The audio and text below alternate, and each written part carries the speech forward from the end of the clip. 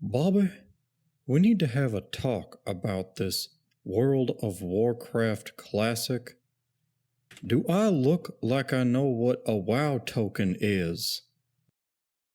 All right, so we're going to be talking about Ubiquitous's survey went out, got about 3.5K responses. It was distributed by probably a lot of people, but the people I know is me, Josh Corbett, Hammer Dance, and Eben Hart, and I'm sure I'm the smallest one that got it to everybody. But we all tried our hardest, and we're gonna go over the responses here, and for anybody listening on the podcast, you can open up the show notes. The link to the results will be there. Anybody watching live right now can see can see the results. I just posted them, and we're gonna go through them. So, guys, the first question is, are you currently subbed to WoW? 87.3% said yes. So that's the first one. Now, the next one, which version of WoW do you enjoy the most? So number one is Season of Discovery with 46%. But 34% did classic era vanilla private servers. And then the next biggest one was 10% for Wrath of the Lich King. And the rest of them were pretty low. Kata was 2.6, Modern was 4.8, and other, Turtle WoW, Ascension, etc. was like 2.6%. So the majority of people answering this are people that really love SOD and Era. Which is funny because I don't feel like the people that love SOD are necessarily the same people that love Era, right? It's interesting, yeah. Like, I feel like there's very different opinions on that. Mm-hmm. What I also find interesting is that the section of the little pie chart there that has Wrath, like you just said Wrath, but it's Wrath and TBC are combined in that category. Oh yeah, so sorry.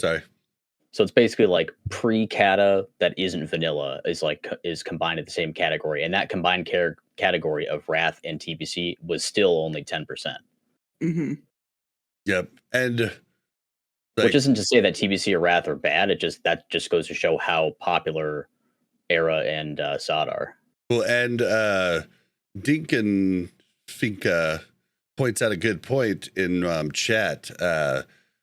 Era players hate SOD, which is apparent by them playing Era over SOD right now when SOD's like still going and still current, whereas Era is like you're literally on a done server, right?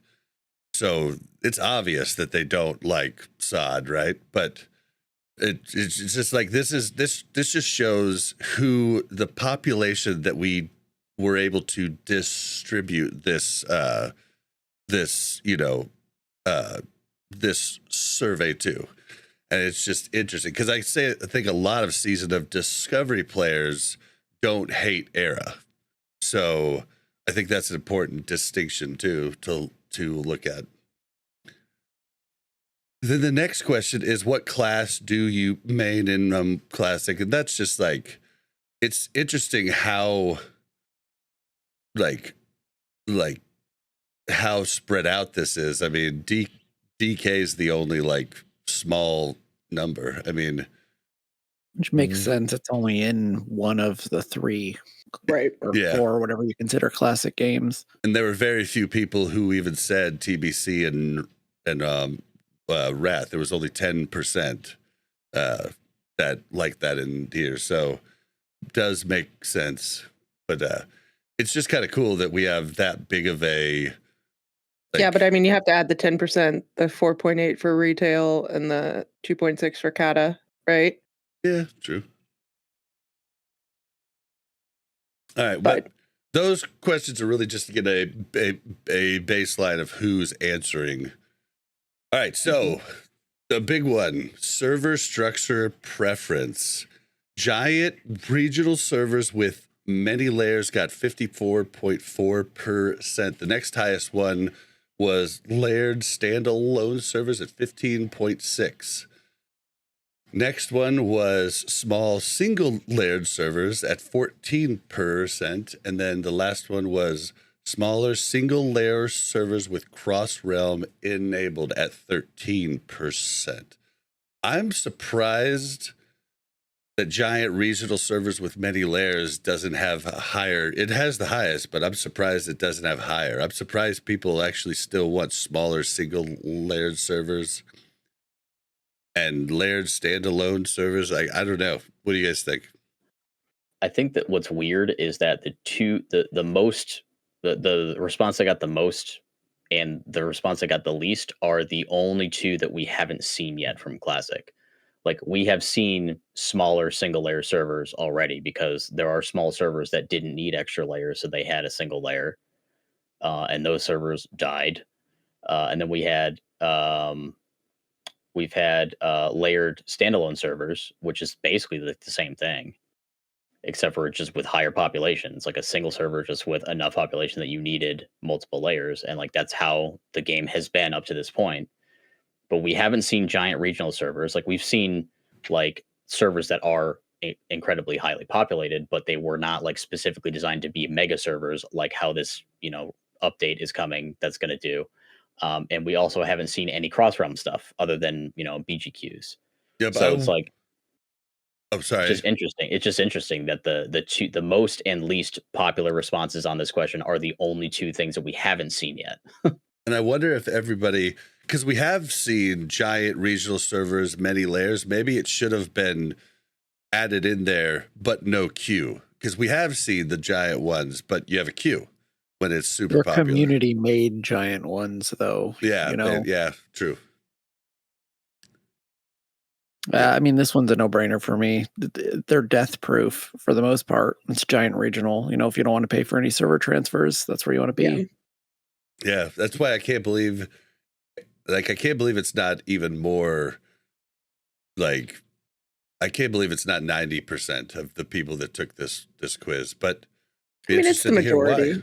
Like, there's always going to be people that want something different. And I think it depends on your experience too, right? Like, if you've never experienced a giant server, then you may not want to you may think you don't want that, right? If you've had a bad experience on a giant server, you may think it's because of the giant server, even though it may be because of something else, Yeah.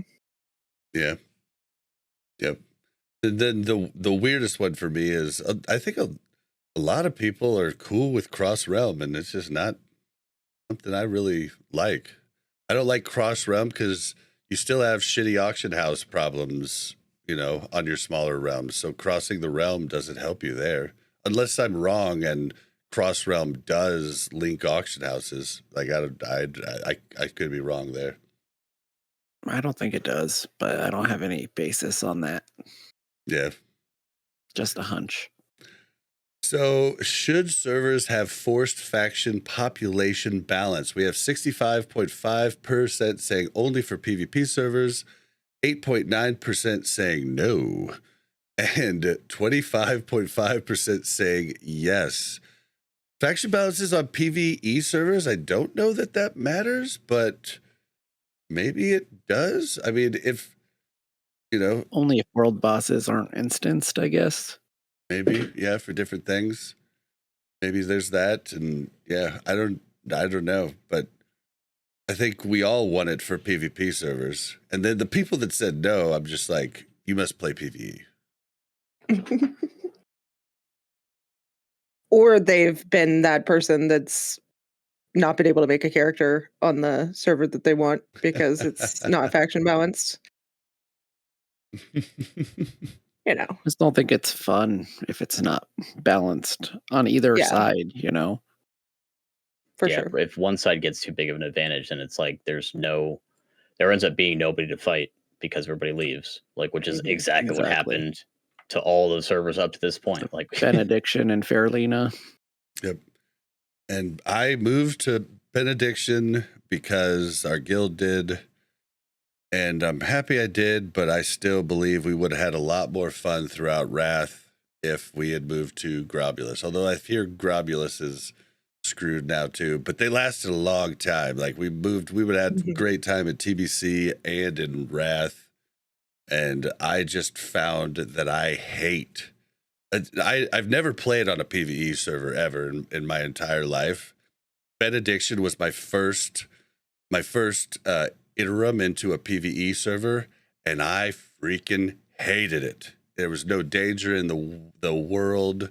I hated it. Like, I like having to, like, I like being bested at times and just being like, all right, we got to go. We can't do this now. I told the story, before. I don't get bested a lot. That is true. But like, at least in the open world, in BGs I do, but the open world, I usually end up on top, for a different various reasons. Like I'm a rogue, so I don't bite off more than I can chew oftentimes. And oftentimes I call in friends, yada, yada, yada. There's a whole bunch of reasons. It's not because I'm super skilled, right? But being able to pick your battles definitely helps a lot too. Yeah, but I mean, talked about it a while ago. I was with Gordon Ramsay, and I was with Michael. We were trying to catch him up and level him up to 60. He was like 58. We were doing quests in Winter Spring. We had to do the quests up there right by town where you kill Ursulas and, shamans, but all the different furbogs or whatever they are. And there was this mage, and he had a group, and they had, I guess, been fighting Gordon Ramsay and his hunter friend for a bit. We joined up with him. We tried multiple times to kill him. This mage and this pally tank they just beat the shit out of us.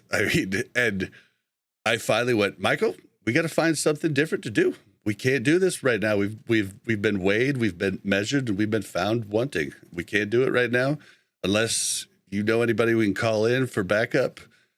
We're done. We didn't have people weren't on, so I was just like, that's a cool thing. That's a cool thing. That makes the world feel alive. And in Benediction, it was just like, you see a horde, you're like, oh, it's a leprechaun. Look at the leprechaun. You don't see that every day. Holy shit, it's been a good month or two since I've seen a leprechaun. It's just, so I hate PvE servers. I'll never play on one. Yeah. Yeah, I think for this, it's interesting to me that that anybody even said no to forced population balance because of what we've seen already from what happened on every PvP server from 2019 Classic. Like, Grob was the only, Grob Gang was the only one holding it down. Like, literally every other PvP server ended up essentially a PvE server because there was only one faction. Like, you had your odd person who rolled there from the opposite faction that didn't realize that there was nobody to play with. Like, anybody who's actually doing any amount of content was on the dominant faction side of whatever server it was. And even the PvE servers, there was Horde and Alliance PvE servers too. Like, Westfall was a Alliance PvE server. Mancrick's a Horde PvE server. It went that way with both PvP and PvE servers. Yeah, just because of recruiting and in that sense. That's why I think faction balance is a mandatory thing. At least for PvP servers, but you're saying PvE servers too. Well, I'm saying I understand why there are people that said yes, but because there's the only for PvP servers response, and then there's just generally yes, yes across the board. So I could see why people would say yes across the board, even for PvE servers, because that the same thing happened on PvE servers, even though it wasn't a PvP situation. Yep. But it's just the thing that surprises me is that anybody said no. Have you not been paying attention the last 5 years about what happened to these servers? All these servers that are dead now because of that. Come on. Yeah, it's the line from Ramsey Bolton in or Ramsey Snow, I guess you could call him. Depends on what time in the timeline. But he said, if you think this has a happy ending, you haven't been paying attention. I mean, they just haven't been paying attention, and it's hard for me to take that seriously. But there was only 8.9% that said no. So that's a good sign that a lot of people understand it regardless. But they could have been PvE players and don't think it's that big of a deal. And I didn't think it was that big of a deal until you made up a good point about, well, it'll just die on that side too. If, you know, if they don't have enough people to recruit, yada, yada. All right. Should PvP servers allow players to roll both Horde and Alliance on the same account?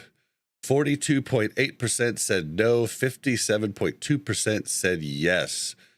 This is almost half and half. Yeah, this I was in surprises the me. minority on this. This surprises me from the opposite side. Like I'm just thinking about stuff like how toxic shit'll get if if you fight somebody a couple times in the open world and you beat them or they beat you or whatever, and all of a sudden you got to deal with like a level 1 alt that's like whispering all this shit talk. Like that'll get toxic real fast. Okay, so Yeah. And you respond, then they've logged off. It's like, oh, okay. That was like a drive-by. I said no on this also, and it sounds like you guys said no also. I also said no. Yeah. So I said it for a plethora of reasons. So one reason is when we were farming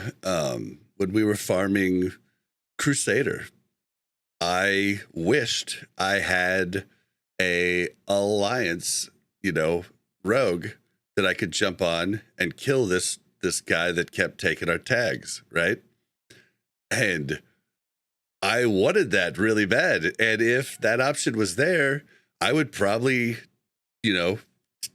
take it up, and I would have something to go and screw over people. So I actually said no, because I think it's a little too much to have. But then on top of it, what Table talked about. So remember I told you about that mage and that pally that just beat the crap out of us?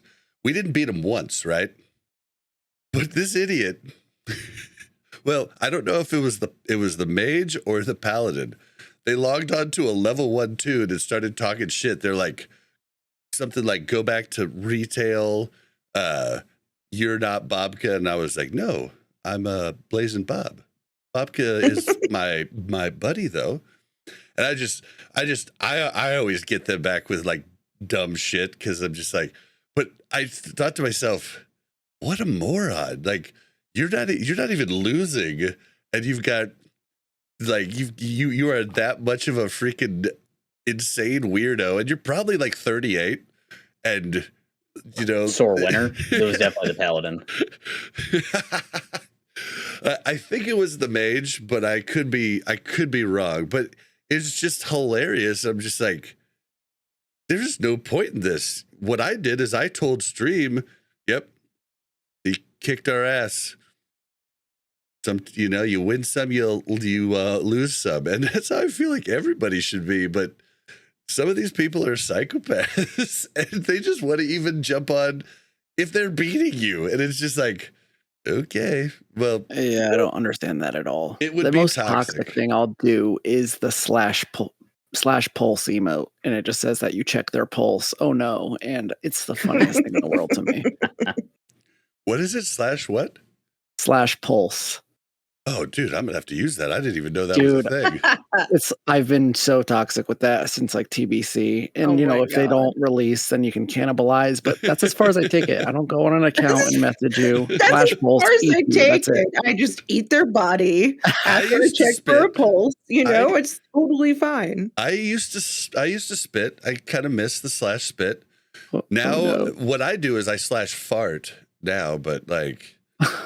I kill them and I rub up against them and fart.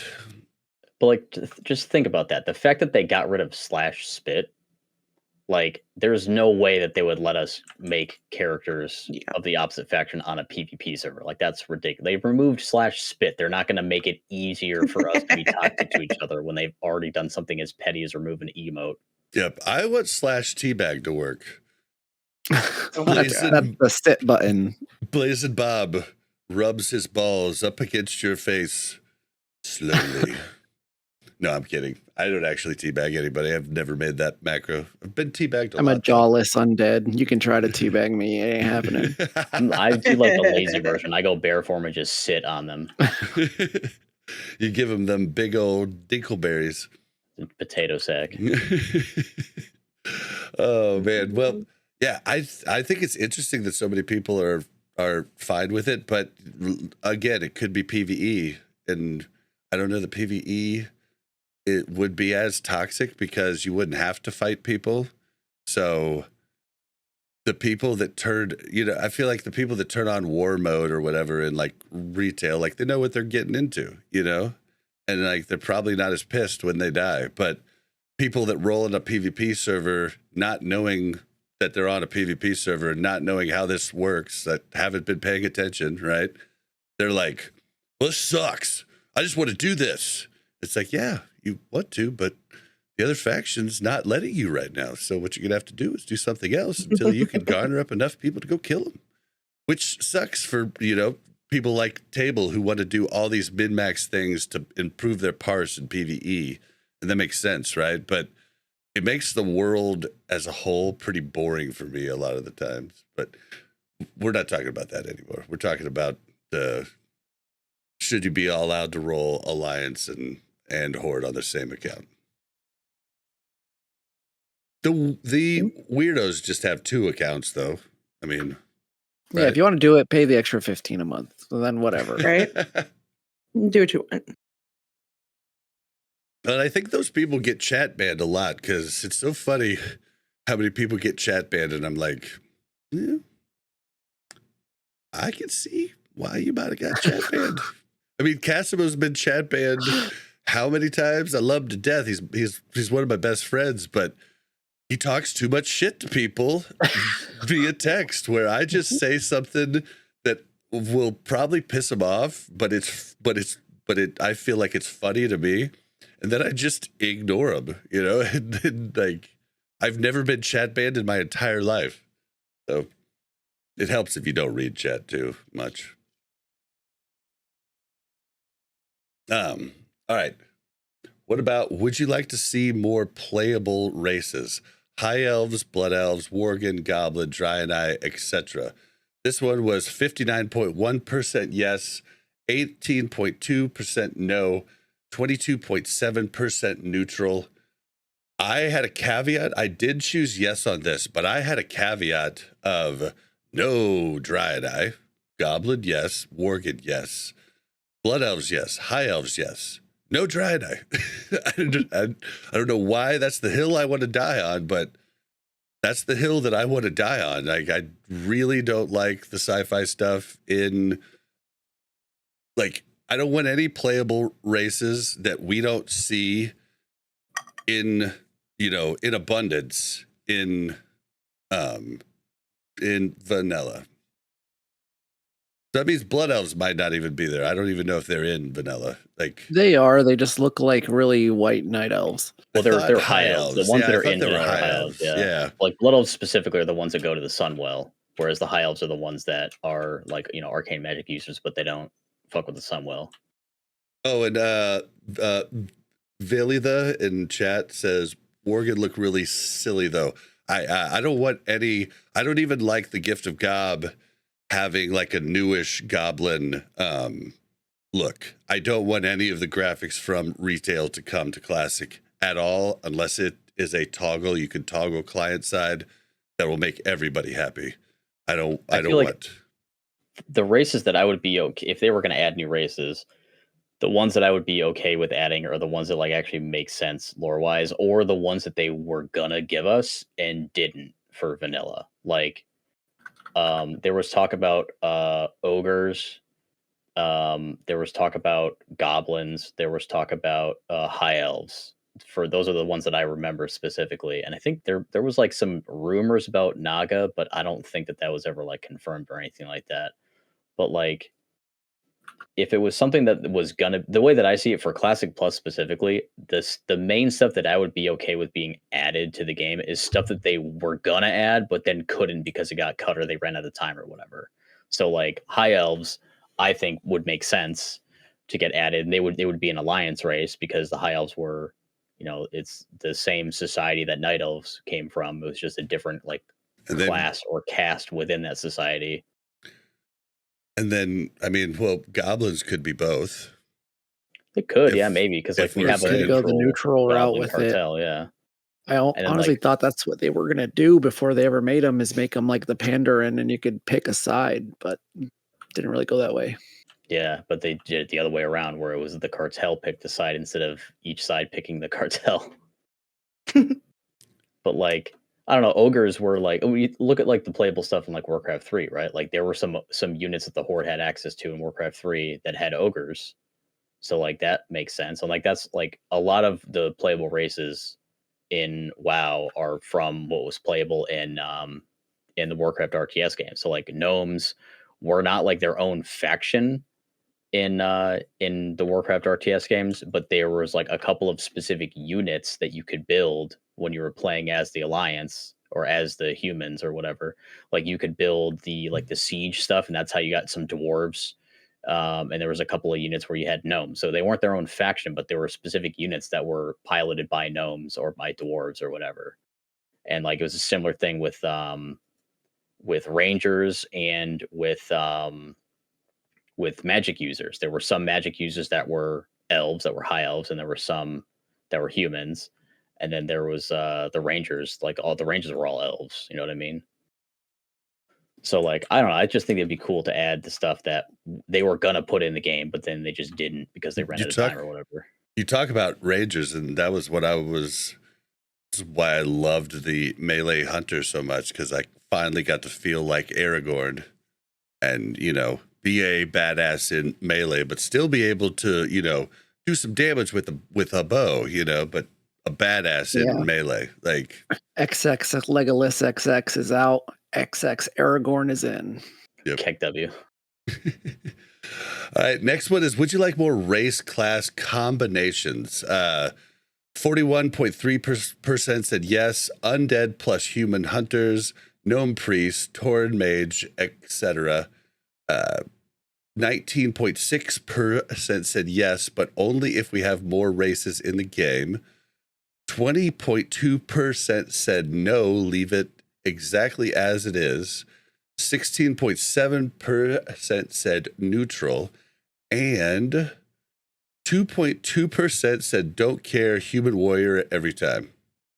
Based. I was neutral again on this.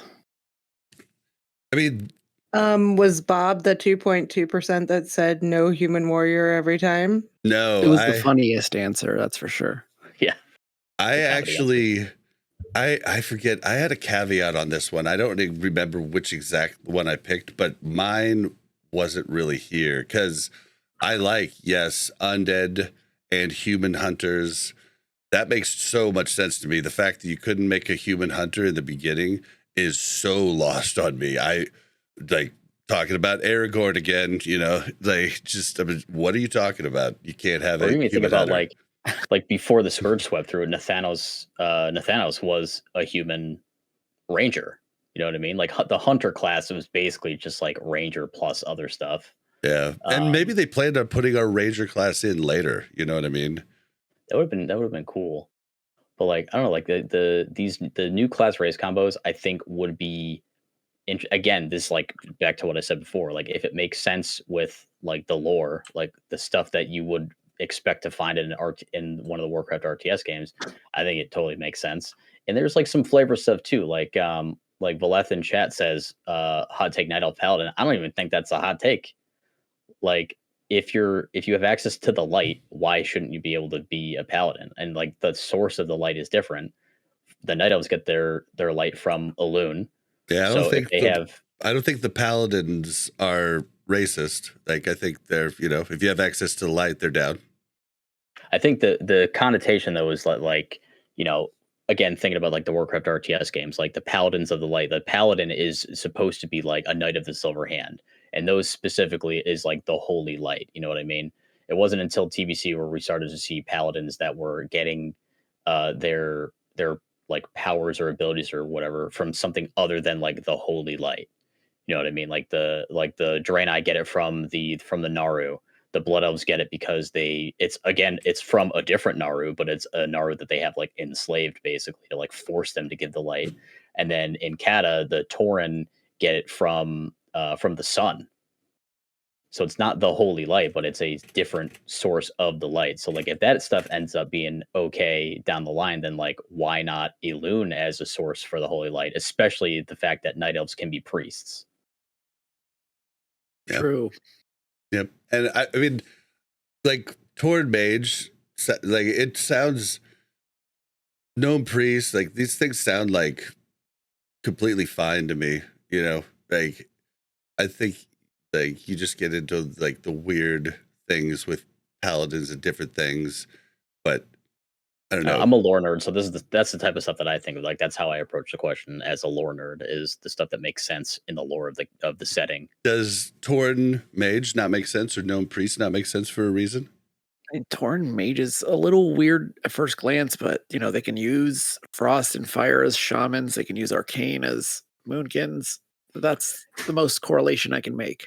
It's where they're getting it from, though. It's the source of the power. Like Tauren Shaman, like they're getting their powers from like the elements. Tauren Druids are getting their powers from the Earth Mother. So like sure, yeah, it's still that school of magic, but the source of the magic is what's different. So I don't think that Tauren Mage makes sense because it's not innate. Like human mages and like elf mages, like their magic comes like it's innate magic, or they're like tapping into like ley lines and stuff like that. Which I guess you could technically make a case that if it's ley lines that they're tapping into and that's the source of their magic energy, then like why not have that be some sort of offshoot of like the Earth Mother? Like the ley lines are in the earth, aren't they? Like that sort of thing. So like you could stretch it a bit and say maybe, but traditionally, like when I think of Tauren magic, I think of nature magic and like magic that just comes from nature, and I don't see arcane magic as that. So Tauren mage to me seems a little weird. To be one, the racials don't really do much for it, I guess, unless you want to war stop Blink, I guess. I guess. Quick getaway. Should shamans and paladins be on both factions? 19.2% said no. 25.9% said no, but I like Sod's approach of Alliance, Wind Fury, Horde, Salvation trade-offs. 38.8% said yes, and 18.1% said yes as future content patch, hero type class, unlockable class, etc. I picked no, but I liked Sod's approach of Alliance, Wind Fury, Horde, Salvation trade-offs. I did like that too. That's also what I picked. I like that because I do like having if you would have talked to me before Sod, I would have told you, hell yes, yes, yes, yes, yes, yes, yes, yes, yes. They should both have it. It's bullshit that they don't. I liked the subtle differences, and as creating raid groups now, I like the subtle differences of trying to make a good comp with what I have and kind of working through that. We kind of do it as a officer group. Like we kind of do it as a group. Like I believe Kef and Table helped me this week.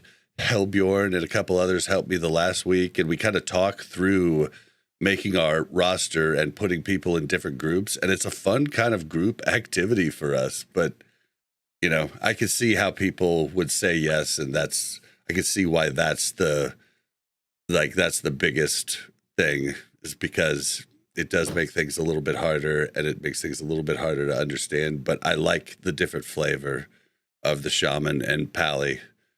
I feel like it's one of the only things keeping like some sort of like Horde versus Alliance hate going, other than rogues.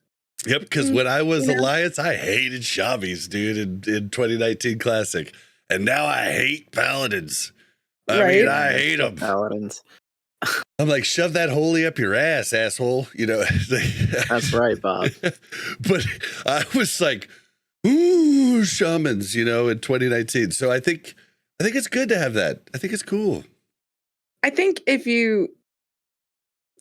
here's the thing, is they've kind of made the racials accessible, I guess, on at least for priests. I don't know about every other class, but like I can get any racial that I want as a priest, right? I think Well, It's a class racial. yeah. Yeah, the class But still. racials were something that were really, I mean, it made dwarf priests in 2019 like almost like mandatory if you wanted to be in a quote unquote real guild. Yeah, if you were an alley priest and you weren't a dwarf, then it was like, okay, well, are you a night elf? No. Okay, then what are you doing? We had yeah, four. we had three We had- human priests. no, Or 4. 4 human priests. Yeah.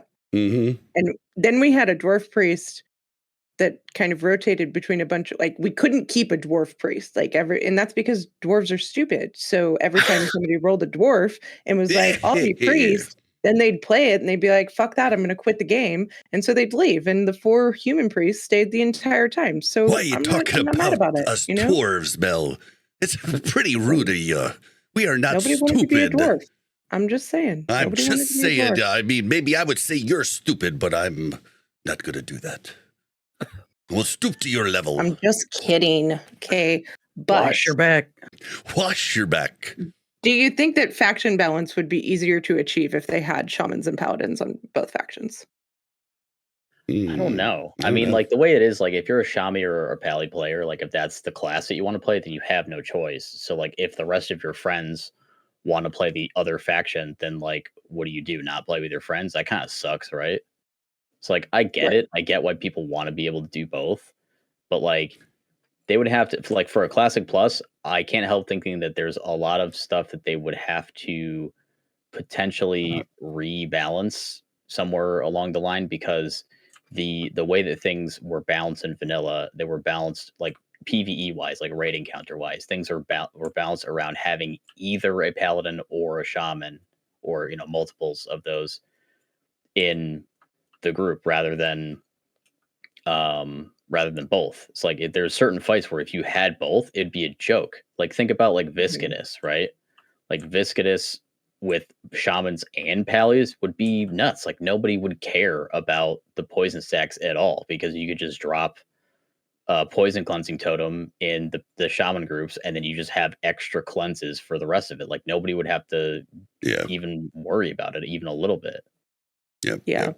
I do have to. Oh, sorry. Go ahead. I'd be okay with like if they were going to rebalance things so that it made sense more, and that things weren't trivialized by having access to both classes. I think I'd be more okay with it. There definitely are some like lore reasons for like the Wild Hammer dwarves are shamans. They're a shamanistic society, so it would make sense for Wild Hammer dwarves to be in the Alliance. Oh, that would be cool. And then there's that one undead paladin at Light's Hope Chapel. Like his faith in the light was so strong that not even death could sever his connection to the light. Like that's badass. Like that's a sick character story, like a character origin. Like that's awesome. So like, I don't know. There's it's not impossible to, it's not too much of a stretch to say that there are things that make sense for paladins or shamans in the opposite faction. All right, I gotta address chat really quick. Mega Man says, hot take, Classic players don't like hard raids. The easier, the better. It's not a hot take. It's literally what's happened throughout Classic from 2019 on. The sweaties like to speedrun. They don't like harder mechanics. It's not a hot take. The other one is they were saying my dwarf accent is turning into an Italian pirate. But I would say... Also not a hot take. I would say that that's not true. Like, it's very different from, like, oh, shiver me timbers. Oh, they'd be Jack Sparrow. That's a pirate. I was talking like this. It's very different. Come on. Yeah, Italian pirate. Italian. Mamma mia. No, I can't do Italian. Nope, I'm not. Yep. We're getting sidetracked here, folks. Chat, stop it. Oh, Mel said, I'm getting sidetracked, chat. Stop it. All right. Yeah, when it comes to shamans and paladins of both factions, like, I'm not inherently against it. I just it would be cool if they could do it in a way that makes sense, like, lore-wise.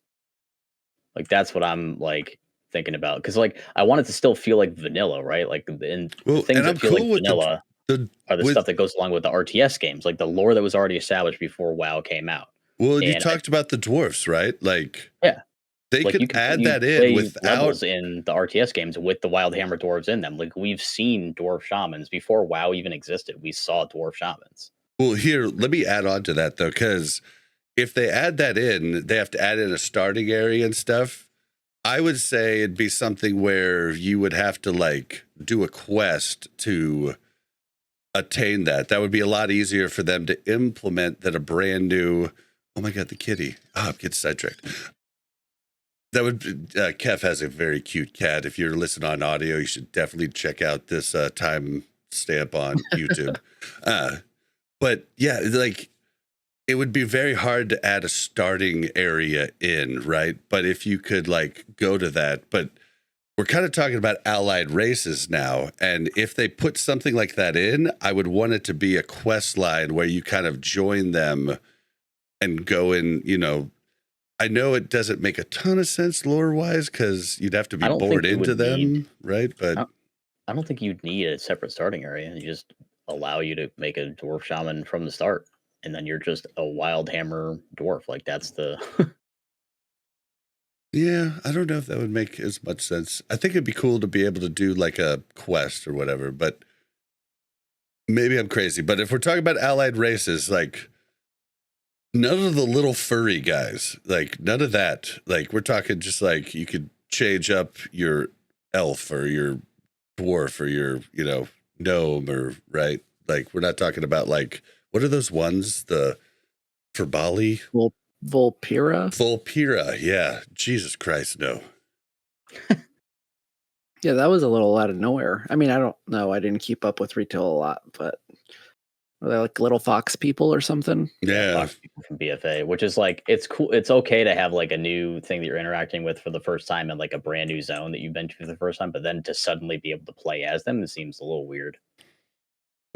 Yeah. I don't know. Either way, like the whole like you know, Shaman and Paladin thing, like I think that there's ways to make it make sense for both factions to get it. I just think that they need to think about how that will affect things like balance in PvE encounters and stuff like that. Okay. Racials. Woo. All right. 17.4% said racials should have a high impact on the meta. Weapon skills, Fear Ward, Blood Fury, WOTF. Will of the Forsaken. Will of the Forsaken, thank you. Perception. I use Will of the Forsaken a lot. I wish I say you're undead, aren't you? Yeah, I use it so much. I forget to use Cannibalize literally every time unless chat reminds me, but Will of the Forsaken is so awesome. Okay, and then 52.5% said be niche but flavorable. Stone Skin, Cannibalize, Shadow Meld, War Stomp. I hate Shadow Meld, by the way, just for getting DMF. 3.1% said be removed entirely, and 27% said flexible between races, possibly learn other races' abilities via quests, etc. I chose that one. Me too. I chose flexible, but with a caveat. Like, I don't think you should be able to learn War Stomp.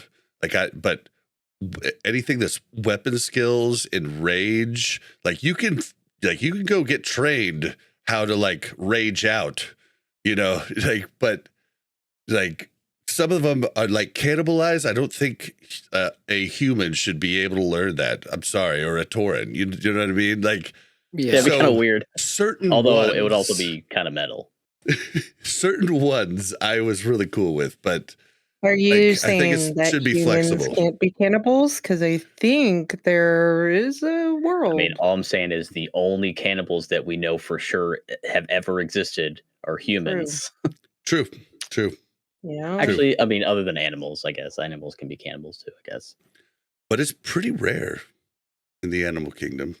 Bob, you're gonna get so much backlash from the cannibal community. From the cannibal community. Tastes like chicken. Oh.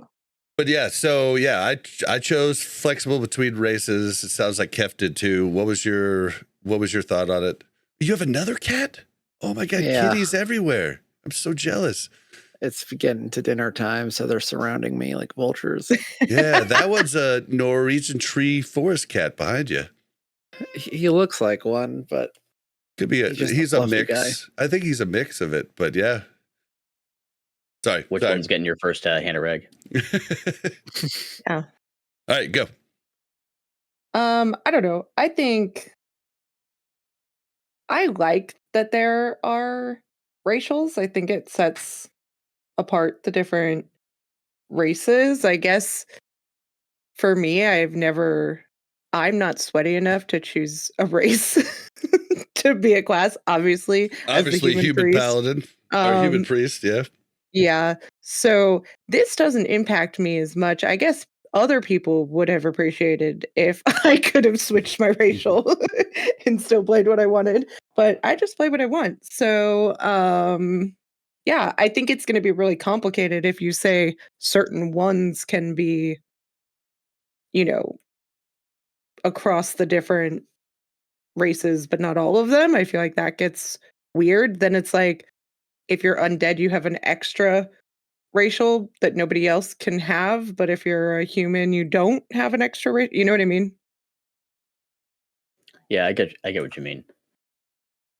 The option that I chose was the flavorful one, like the niche but flavorful, because I think that that's fun. It's fun to have like a niche little like stone form. I mean, I get the stone form is in like it's specifically listed, but like stone form is huge in PvP. Like that's like an act that's not niche but flavorful when you're talking about PvP. Like that's a big deal in PvP.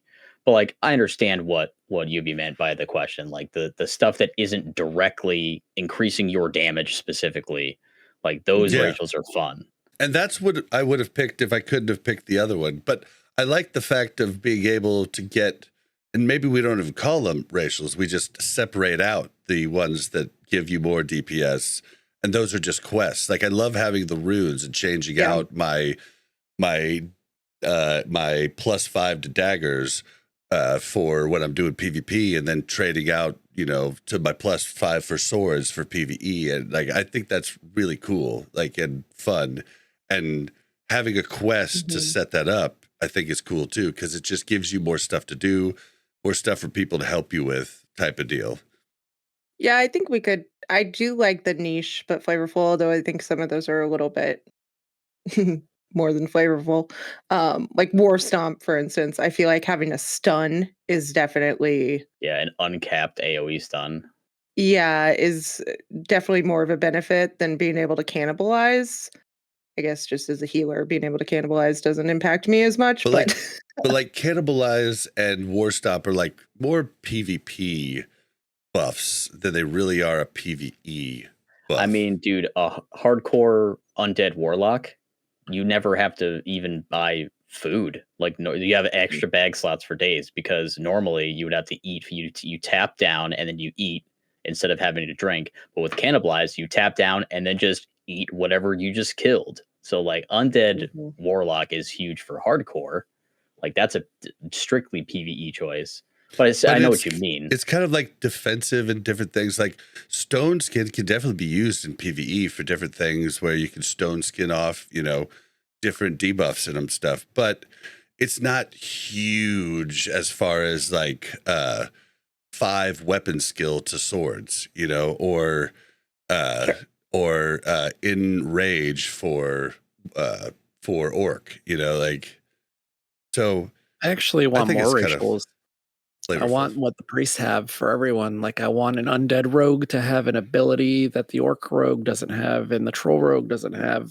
I'm probably alone on that one, but that's what I feel like would be cool. And then to be able to learn other classes, special rogue ability like the priests can do now and swap them out. I do like the fact that I still have to pick, right? Like I can't just learn all of the racials. Like I have to pick which one I want to do, and it's not easy to get. An interesting thing, and this is kind of like borrowing part of an idea from like later versions of the game, where like talking to rogue specifically, which is where this comes from, because that's the main area of experience that I have. The later on, you could have one offensive poison and one utility poison active at a time. Like, you couldn't have 2 offensive or 2 utility. You had one of each max at a time. So like, I feel like there is an interesting way that you could sort of classify some of these racials, like, a direct combat effective racial versus like a more flavorful sort of thing, and you allow people to take one of each. Because like, like humans have the weapon skill, the spirit passive, and then perception. So like there's those, and then like night elves have what is it, like nature res. And is it nature res? I don't know. There's like a resistance one, there's shadow meld, and then there's like star shards for priests. They So run like, back to their bodies really fast. That's a wisp racial. form. Yeah. So like there's every race has like different ones. Like, I mean, imagine like being able to mix and match like that. Like, take the stuff that you prefer from different races. Like, imagine like a farm tune would probably pick the herbalism racial from Taurens. Like, that's not directly related to combat at all. That's a farming one. Like, all of a sudden you have people that aren't Taurens that want the Tauren racial because that's their herbalism character, or their herb elk character, or whatever. You know what I mean? Like, just interesting new options would be opened up if you could just mix and match, like have one of each or whatever. See, that's a flavorable one though. Like, the reason I think like the +5, to swords, +5 to maces, I feel like there's no reason humans should be better with swords than an orc. I mean, you could say orcs would be better with big old axes than a human, just because they can hold them, right? Like, they can hold them. Like, they're stronger, right? But maybe they're not as deft. Yeah, maybe I'm talking myself out of my own point here now. Yeah, but you could train that. Whereas I don't know if you could train like the herbalism thing, because aren't they doing that because their sense of smell is heightened or something? Like, I think it's because they have a one with nature, to like the nature, yeah, that sort of thing. Yeah, I guess. Like, I mean, maybe you could also do with training. that, like, why Tauren and not night elves for that same thing? Because like night elves are pretty in touch with nature too, True, and true. they've been here for way longer than the Tauren have. All right, well, we have to jump to the next, because we'll be here for days. But I am going to start skipping some of these. Like, I'm going to skip character customization and barbershop. One thing I will say is, yeah, more customization options, all hair colors except for blue. And yeah, tattoos and scars, please. And earrings, let's get blue? those. Why are you blue? Against blue? Like, just because I hate the blue hair guys in retail. Just no blue. Okay. No blue. Blue just doesn't feel Tolkien to me. Like, red feels, Gaelic, Okay. right? Like, natural hair colors is basically what I'm going to. And I don't think anybody has a natural hair color of blue. All right. But more character customization options, more hairstyles, I think it'd be great. The barbershop, I don't see a reason to talk about that. Now this one is juicy. Select which character associated services you would accept in a game shop.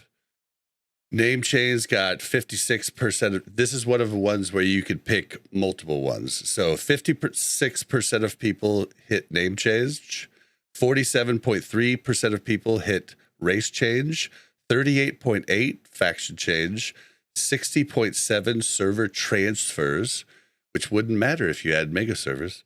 8.6% said character boost. Haven't been paying attention, guys. And then 26% said none of the above. So this is, you have to think, they want to monetize. We want them to monetize because we want better things, and monetization oftentimes means more people looking at your stuff, more people doing stuff. Although at the same time, I don't know, maybe that is actually not correct, but name change sucks for a lot of people because people get put on, like people get put on lists, and people have rivalries. If you could change your name, you could ninja a bunch of stuff and change your name the next day, maybe. If you add somebody to friends or ignore somebody and they change their name, the changed name, like the name changes on your list too. Yeah. Oh, really? I didn't know that. But I mean, race change, faction change, server transfers, is the one that most people were for. Second most was name change, character boost. But I talked about other things and everybody hates this one for some reason, but I talked about, you want to give things that make you level faster. I mean, you could buy a month-long subscription to Azeroth, TWA, exempt list or group A, and then you fly on flight pass 100% faster, there's still the same travel, but you fly just double the speed. And yeah, it would make it easier for you to level, but you'd be leveling unlike a character boost, and you'd still be in the world, but it would be something they could monetize that didn't directly change parses and things of that nature. I don't know. I feel like there's a lot of things they could sell. I was okay with all of them except character boost. They need to make money, so they keep making us stuff. Because I'm only giving them $15 a month. Yeah, I mean, I'm fine with them making money. I just think off of something that could make you that much more efficient in the game, I feel like, I don't know, it makes me feel bad. Yeah, I'm not for any boosts. I don't know about faster flight paths. I don't know. I guess I don't love it, but I don't hate it either. Yeah, it was just something I thought of that would be a thing that saves people who have extra money time, but doesn't exactly make them more powerful, because who cares if they work up an alt faster? Now, I just feel like it'll cause conflict world first with and stuff. Yeah, they'll be like, oh my God, you don't have the upgraded flight pass. But I guess it's the same thing with having the mount, the epic mount, right? Do you think that if they did that, there would have to be an option where you could pay for it with gold in game? Yes. I always think that everything should be able to be paid for gold in game. But then you just get people giving their money to a third-party gold website rather than to Blizzard. Either way, I mean, the bottom line for that is they need to police their game. If people can buy gold, people are going to buy gold. But or you could just have it. You could do a really hard quest once a month that took a lot of time, and you could get it in that way rather than using gold, right?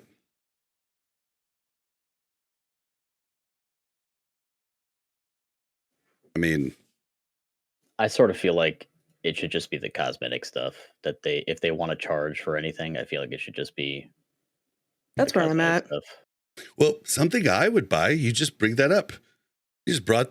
Oh man, dude. So the Heat 3 stuff, all of that stuff drops the thing. It makes it so your brute blade looks cool, and now it's on your back instead of on your side. I love the one-handed stuff on your back. I would buy that right fucking now. And you have to have the item. Yeah. You just buy the variant. Yep. Yeah. And instead of having to do Heat 3 to get it, I do it by buying it. And then, for your average person, nobody knows if you bought it or you got it easy. I mean, I would buy that right now for, $10. I don't know.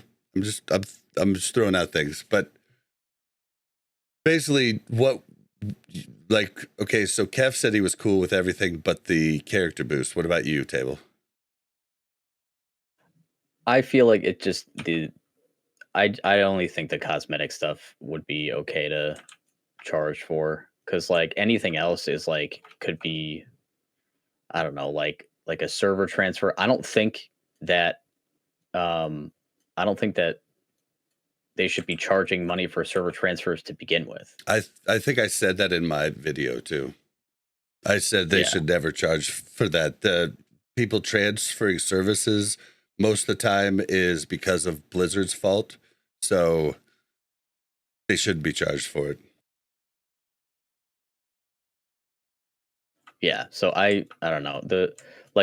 I've transferred before, and I didn't transfer because of like a better opportunity or whatever. I transferred because the scene died. Like that's why I had to leave the servers that I had to leave, is because the faction that I was playing died. So like there was nobody left to play with. And that's not fair to me to have to pay for essentially get punished for something that isn't my fault. Like I didn't make the faction die. That's not my fault. Why am I getting punished for that? Yeah, dude. So like it felt kind of bad. Dude, Whereas like then well, here, hold on, let me throw to like raid with another group or whatever. That I see that makes sense to like charge somebody for that. If things were fine and they wanted to go raid with a better group or whatever and be more competitive, sure, yeah, charge that player. Well, here, let me throw this at you. Something I was really pissed at in the beginning, is when Classic 2019 first had the dying servers in 2020, right? In phase 2, basically. Yeah, they gave free transfers off to all these different servers, and what that ended up doing is screwing over faction balance on so many servers. One of them being Whitemane, and basically screwing us, just letting people in droves come over to one side or the other, depending on what server they decided. And all of a sudden, we're at a point where we're at 35-65, 35 Alley, 65 Horde at Whitemane. And then slowly everybody starts moving off. And then all of a sudden our guild was forced to move. And the reason we didn't go to Grob was because guild leadership was scared that Grob would suffer the same fate, which made sense. It was like their smartest thing to do was to move us to beta addiction. But that did cost, like, everybody moved 3 to 4 tunes over. So that was like anywhere from $50 to $100 per person in a 25-man raid. And it wasn't our fault. The server was fucked. It was their fault specifically. And we didn't get an option to move free. And that was gross. That was absolutely disgusting. Yeah, it definitely feels bad when that happens. Because it's like when the first time it happened to me, I'd stopped playing the game. And the only reason I came back is because Black Temple was coming out and I wanted to play Black Temple. Like, if Black Temple had already been out and I got a chance to play Black Temple already, I probably wouldn't even be talking to you right now, because I would have stopped playing WoW altogether. All right, well, let's move on to the leveling experience. What is the ideal leveling pace for 1 to 60 in a hypothetical Classic Plus? 18.3% said a 150 hours, made more through assuming additional quests and things were added, etc. 27.1% said 120 hours. Can you read these in order of like what is the most versus to least? You know what I mean? Well, do you want me to do it? I'll let you do it then.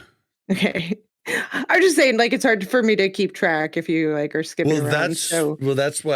That's why I encourage people listening at home to follow along with it. And people, yeah, but if they're driving and stuff, I think that's hard. So the majority, 27.1%, wanted 120 hours Classic 1.12. Then we have 24.1%, not far behind, at 90 hours, the TBC changes that were made. Then at 19.5%, we have 40 hours, sod pace, various percentage XP buffs. And then 18.3% is the 150 hours, which is a lot of hours. And then the lowest was 11%, did 60 hours, or the Heirloomed Wrath of the Lich King vibes. And honestly, I think if you're going to go low, you might as well just go to the 40 hours, right? If you're going to go to the 60, I think the majority, you can probably cap those people together. They're probably not going to be upset if it only takes them 40 hours. I think versus 60. But that 61 was like, it's not your first character. It's your character with heirloom items that give you those extra XP percentages. So that would only be 60 hours for alts that you have sent heirlooms to. Got it. I don't really have a strong opinion on this as long as it, doesn't feel like a slog. That's not fun. Like the point is about what you're doing. What did level, you pick? Right? What did each of you pick? I think I picked either 90 or 120 hours. I can't remember. I can't remember which one I picked, but I think it depends on whether, like, for Classic Plus, if it's going to be a persistent server that's like always up, then like it doesn't really matter to me how fast it is, because as long as it's going to stay there, as long as the server's going to persist and remain active and stuff like that, then it can be as slow as they want to make it. Like, having a faster pace to things makes sense for a seasonal thing, because you want people to actually be able to like level and play the game. Because in a seasonal thing, if most of the content is at end game, then it makes sense for them to want people to get to end game faster. So it makes sense that it's faster leveling. And that's kind of the case in Wrath and Kata too, is like they made it faster to level because all the new stuff to do is at end game. So it makes sense that they increase the XP rates. And also like the fact that you have extra levels to do makes sense. But like for a 1 to 60 experience, I think it would make sense to keep it at like the original, like, 112 rates. I think that makes sense as long as it's a persistent server that's going to stick around. You know what I mean? So I picked 40 hours sod pace, and with caveats, like, this is if we're doing the same quests and everything over, I'd rather just play more classes than really dive into one class. But if they added more stuff in, I'd be cool with more time taken. But what I'd rather have, and I haven't mentioned this yet, I was going to mention it in that video. See, my dog knows exactly what I'm going to say. He's like, Bob, it's a bad take. Everybody's going to hate it. But it's actually a good take, guys. So I played Zelda back in the day, right? It was the first real game I ever played besides arcade style games, Mario Brothers, yada, yada. It was the first like real game I played. And my dad taught me cardiography doing it. He was scared that, I was going to, like, everybody was scared in the 80s about gaming and gonna rot your brain and blah, blah, blah. It was the same time they thought D&D was devil worship. Like, it was a rough time for us nerds. But my dad taught me map making, and it was really cool, right? We mapped out all of the game, and then we beat the game, and we found out, oh shit, there's a whole nother world stacked on top of this world that has a bunch of different secrets that we could find and map make. So I would love for you to get your character up to max level and have all of your moves, all of everything, and feel like a complete character. And then I want something like Bizarro Azeroth, where you go through a portal. And now let's take the map of Azeroth and let's turn it over. So now everything is the opposite. So if you're walking up to Stormwind from Goldshire, you're going right, curving to the right instead of curving to the left. Everything's different. So you know where you're at, right? But now all quests are start over, and they're all max level quests, and they're really tough. So you're encouraged to group up with people to do them. And the whole place gives great drops, gives high level, greens, everything.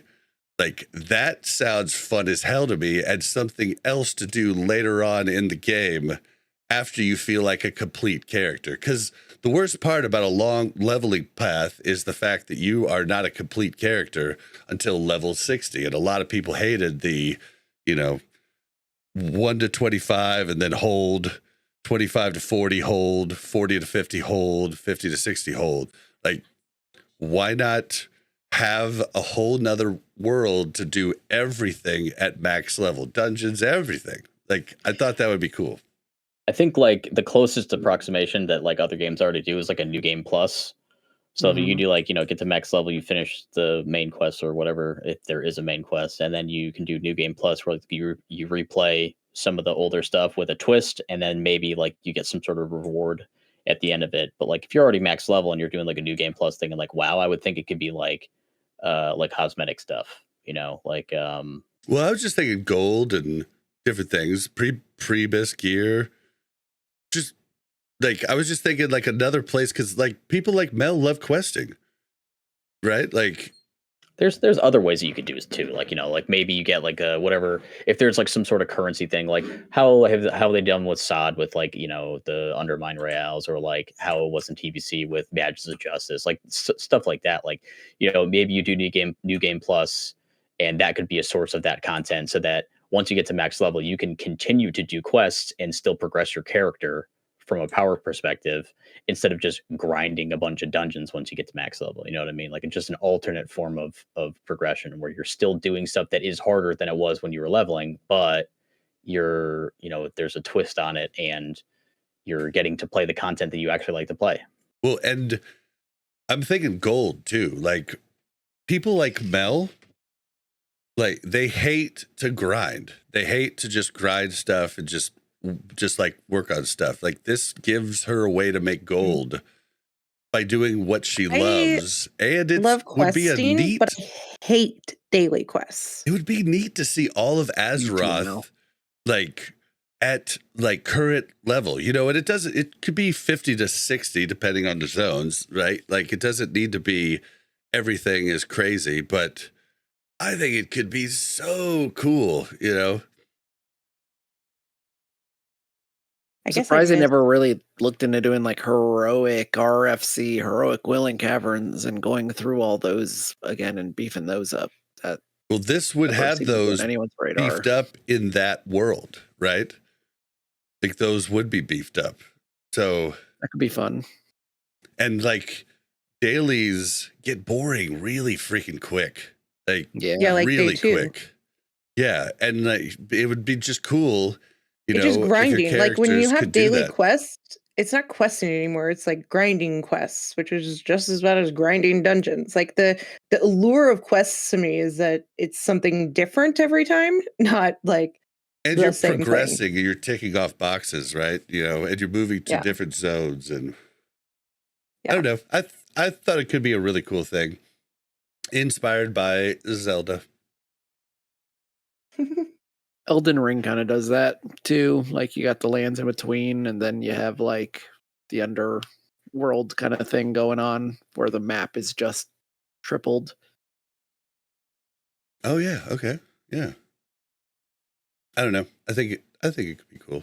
Everybody hates it though. It's all right. It's all right. I don't hate it.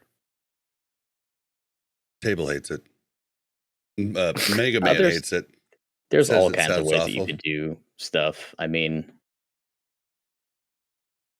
all right. So I'm skipping. Would you like additional quests added to Azeroth? I think everybody's probably on a yes thing there. Check the boxes you agree with. Oh, professions granting XP. So I, on this one, chose yes, but I had a lot of people message me about what could possibly come of that, where bots could could do stuff, but basically, so 46% said no XP should be given for XP. Okay, no XP at all should be given for professions at all. 39.8% said both should grant XP. 18.7% said gathering should grant XP, and 8.4% said crafting should grant XP. Similar formula to orange, yellow, green mobs, and that's cut off. But I said yes, but then quickly was told by people and agreed, like bots could use this. It's like people could sell, like in Guild Wars 2, people would sell entire XP packs where you would buy a whole list of materials and just get max level with just that. So I changed my thoughts to you can get 10 to 15% of your experience per level, and then it like you get 15%, boom, you have to level normally after that. But it'd be a cool like little add-on to work up your professions while you go, but that's not a choice here. But I mean, I don't know that there's like the incentive to work up your professions while you go, especially gathering professions, is that you don't want to have to go back to those zones to be able to earn the stuff that you're going to need in the later zones, right? I think people are just too focused on getting there quickly that they don't do the professions as they go. But I think you do get some sort of XP while you're doing a lot of professions. They have like little quests and little things here and there that give you a little bit of XP. very little, yeah. Yeah, but I feel like the XP isn't why you're doing the professions. You know? I mean, what help does it give anybody else if you get XP leveling up your profession? Right? Even if they gave you 15% of your level you could do with your profession, if you're so worried about getting a max level, you're not going to spend the 5 hours it's going to take you to get that 10 to 15% XP. But more casual levelers like you and I would definitely be like, all right, well, here, let's just do professions real quick, get our 15%.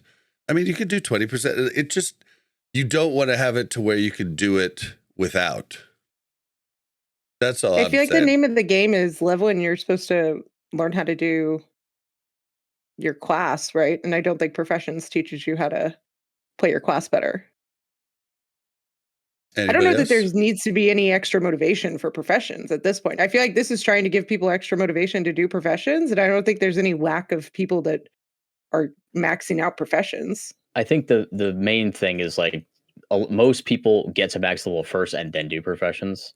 So it's like this having professions give XP would be like a reason to do it as you go instead of waiting until your max level to do it. Because like that's the reason why people don't do it as they go, is because they have to put aside time from getting XP to do their professions. But if professions get XP, then you might be more willing to do it as you go. Because there's a whole bunch of cool recipes and stuff that never get actually used. Like people only make this up to level the profession. Whereas like if you're doing it as you go, you might actually make that stuff to actually use while you're leveling. What if you gained rested XP for every thing you did profession wise? Come on, we can make that work, guys. No matter every what, herb, you get like 25 rested XP. Every crafting, like every tailoring crafting recipe, you get like 50 rested XP.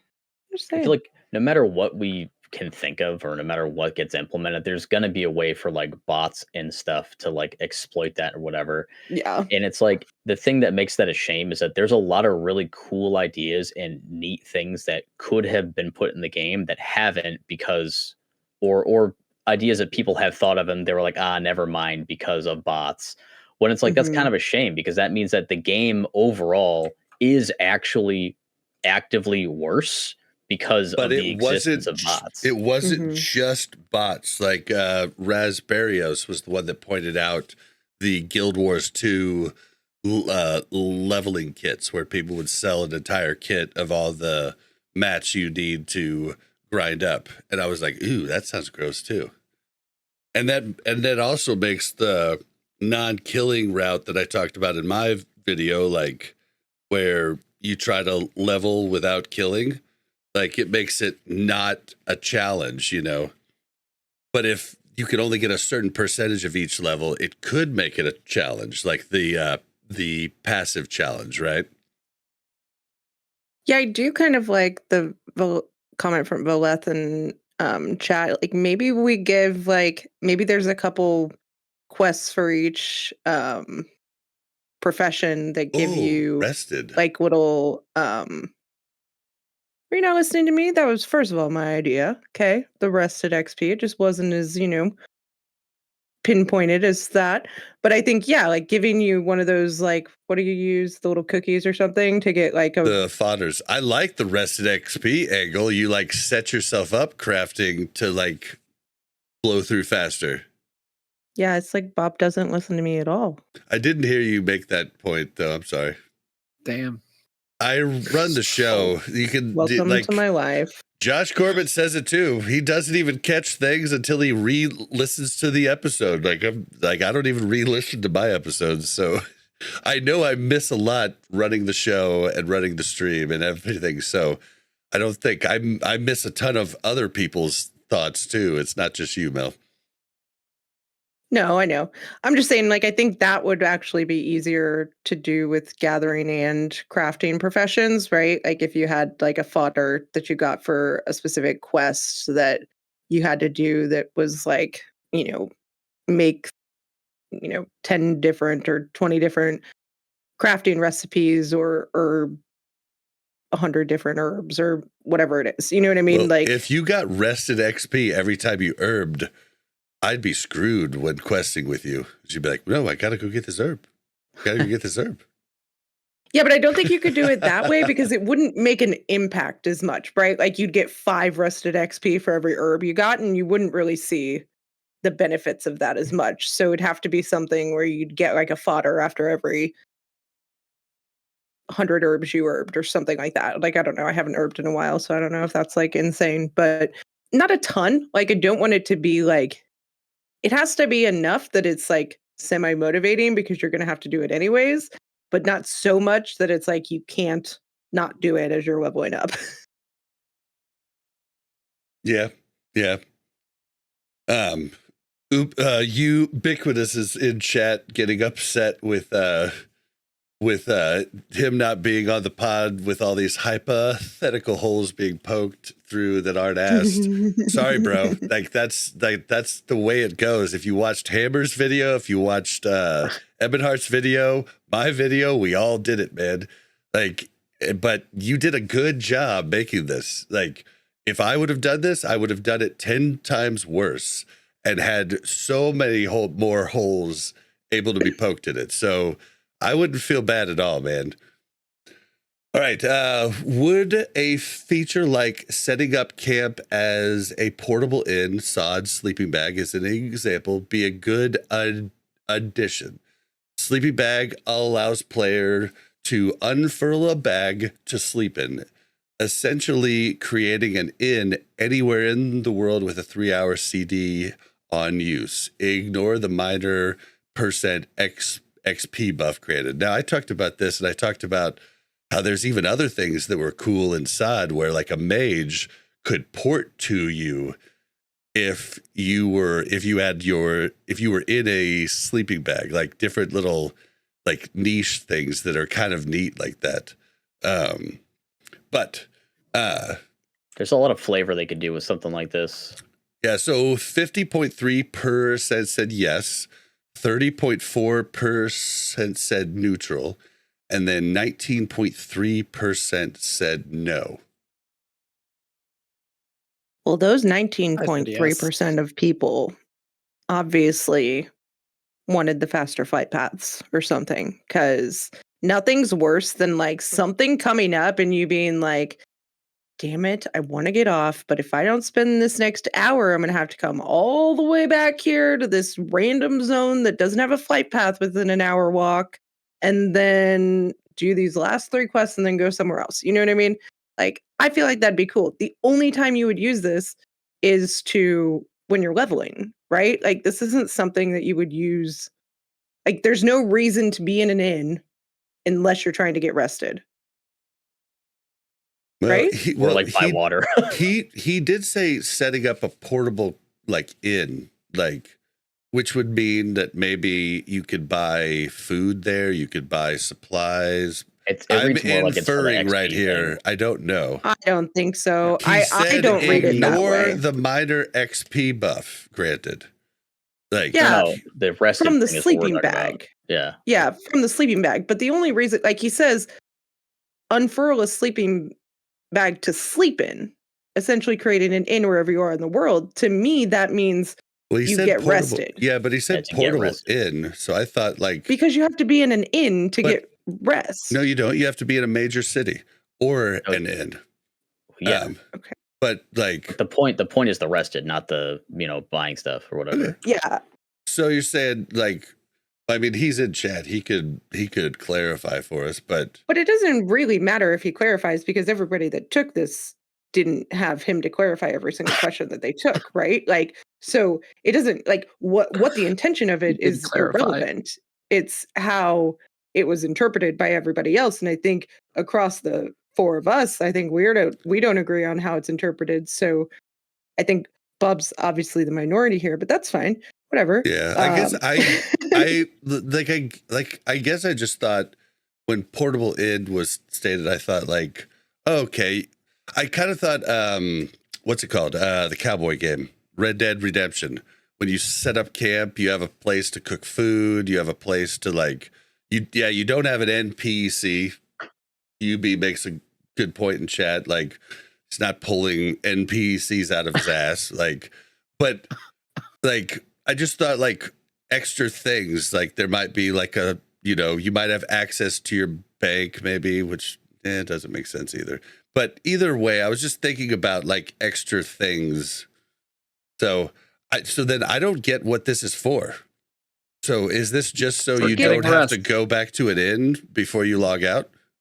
Yeah, to get rest. Oh, okay. Well, then I would have picked neutral because I don't give a shit about that. I mean, you think about like I think there's a good flavor stuff there too, because like there's so many RPGs that have some like you have camping supplies or whatever as one of the items in the game. When you use the camping supplies, you set up camp so you can take a long rest or whatever. For like all my if I had a sleeping bag, then I wouldn't have to. Eternity. Sorry, I didn't mean to cut you off. Oh, just listing games that do it. Yeah, I was thinking like a portable camp, like you don't have to have flint and tinder, and you don't have to have wood. Like you just have a camp there that you can now cook at. You have maybe an anvil. You have maybe, I don't know, like. I feel like that'd be cool. Like the way that you use the sleeping bag right now, and like it puts a physical sleeping bag in the world that then you can get on top of, and you get the as long as you're in the party, and you get the XP buff thing. Like I don't see why they couldn't do something like that, but instead of just a sleeping bag, it's like also a little campfire and whatever, and like a couple other things too, like maybe like a couple of sleeping bags. And as long as you're in the whole area, you get rested and you can like log out instantly. And if there's a campfire there too, then maybe you could, also cook there without having to use flint and tinder. Like there's all types of flavor stuff they could do with it and make it feel like an old school RPG. I mean, Dark Age of like an engineering item though. If it's like a portable thing that it fucking all unfolds and then that makes a fire and like all this shit, then that would probably be an engineering item. Yeah, I mean, like you'd have to suspension of disbelief that it took you a long time to set it up. But I mean, Dark Age of Camelot had this where you had a whole tent, everything was popped out. I think it was Dark Age of Camelot. It was Azeron's Call. Shit, I don't know.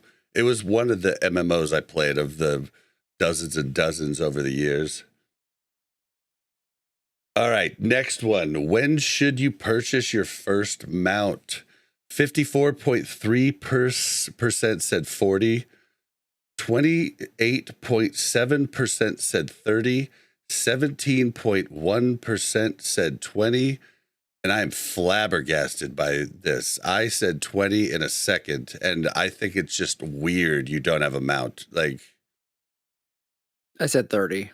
Like, I even said you could have like, a 30% mount at 20, and then you upgrade to a 60 at 40, and then you upgrade to a 100 at but either way, not having a mount is just freaking weird to me. Like, it's Walking Simulator 2004, and it makes no sense that you can't ride something. I mean, even the poorest people in the Wild West were able to get horses at some point. Like, they could ride them, like the poor people couldn't, but any idiot could get it, so this was weird to me. I don't know. The whole point to me is that like you appreciate the mount so much once you get it.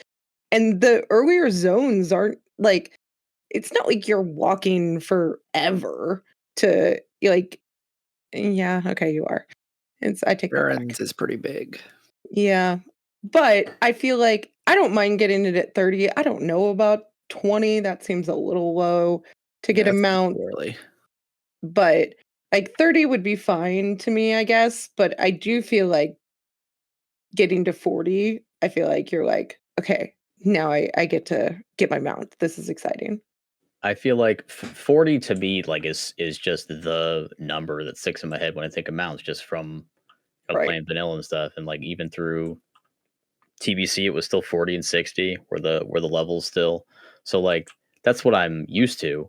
But also I feel like that's probably fine because like the lower level zones, like the zones that are meant to be gone through by people that are under level 40, are designed with the fact that you're on foot in mind. So like a zone like the Barrens, yeah, that's a huge zone. But it's when you look at the actual physical size of the zone, like you go to like the actual like in-game map, like the length, like the north to south length of the Barrens isn't really that much bigger than like the east to west of a zone like Ashenvale. You know what I mean? Like it just feels so much bigger because of how spaced out things are, where the graveyards are, like where the points of interest are, stuff like that. I can see that. So like I think it's fine for it to be 40, but also I don't think that it would be that big of a deal if there were like more flight paths or more graveyards, like just something to make it not hurt as much when you have to like double back for stuff. You know what I mean? See, I agree with that. And I feel like so many people are stuck in the like classic, like vanilla mindset. Like you talked about, like, oh, it was always 40 for this, but should it have ever been 40 is what I ask. Like, I could go into Ultima Online on a brand new character, but if I had gold, I could buy a horse and I could lose that horse, but I could buy that horse. Like, because riding a horse is not hard. I will tell you, I did it when I was the first time when I was like 8, and I did it without any training, without anything. It was pretty obvious how to do it. I mean, any moron can do it. So the stipulation of getting your mount in WoW always, since 2004, was always weird to me. And I thought, this is bizarre. But I do get your take with the game. The zones weren't designed to have a mount. That does make sense, and I could see that as being a problem. But I mean, I think back to Phase 1 SOD. I spent the majority of my time farming in Ashenvale because I had a 40% mount, and it wasn't 60, but it was a little bit faster, and it was a mount, and like I spent the majority of my time there. If I was just going to farm stuff or pre-quests, like I always did those first, like that felt good to have a mount at that low level. And it felt more right than everybody walking around when there's mounts all over Azeroth. Like that just always felt weird to me from the beginning in 2004.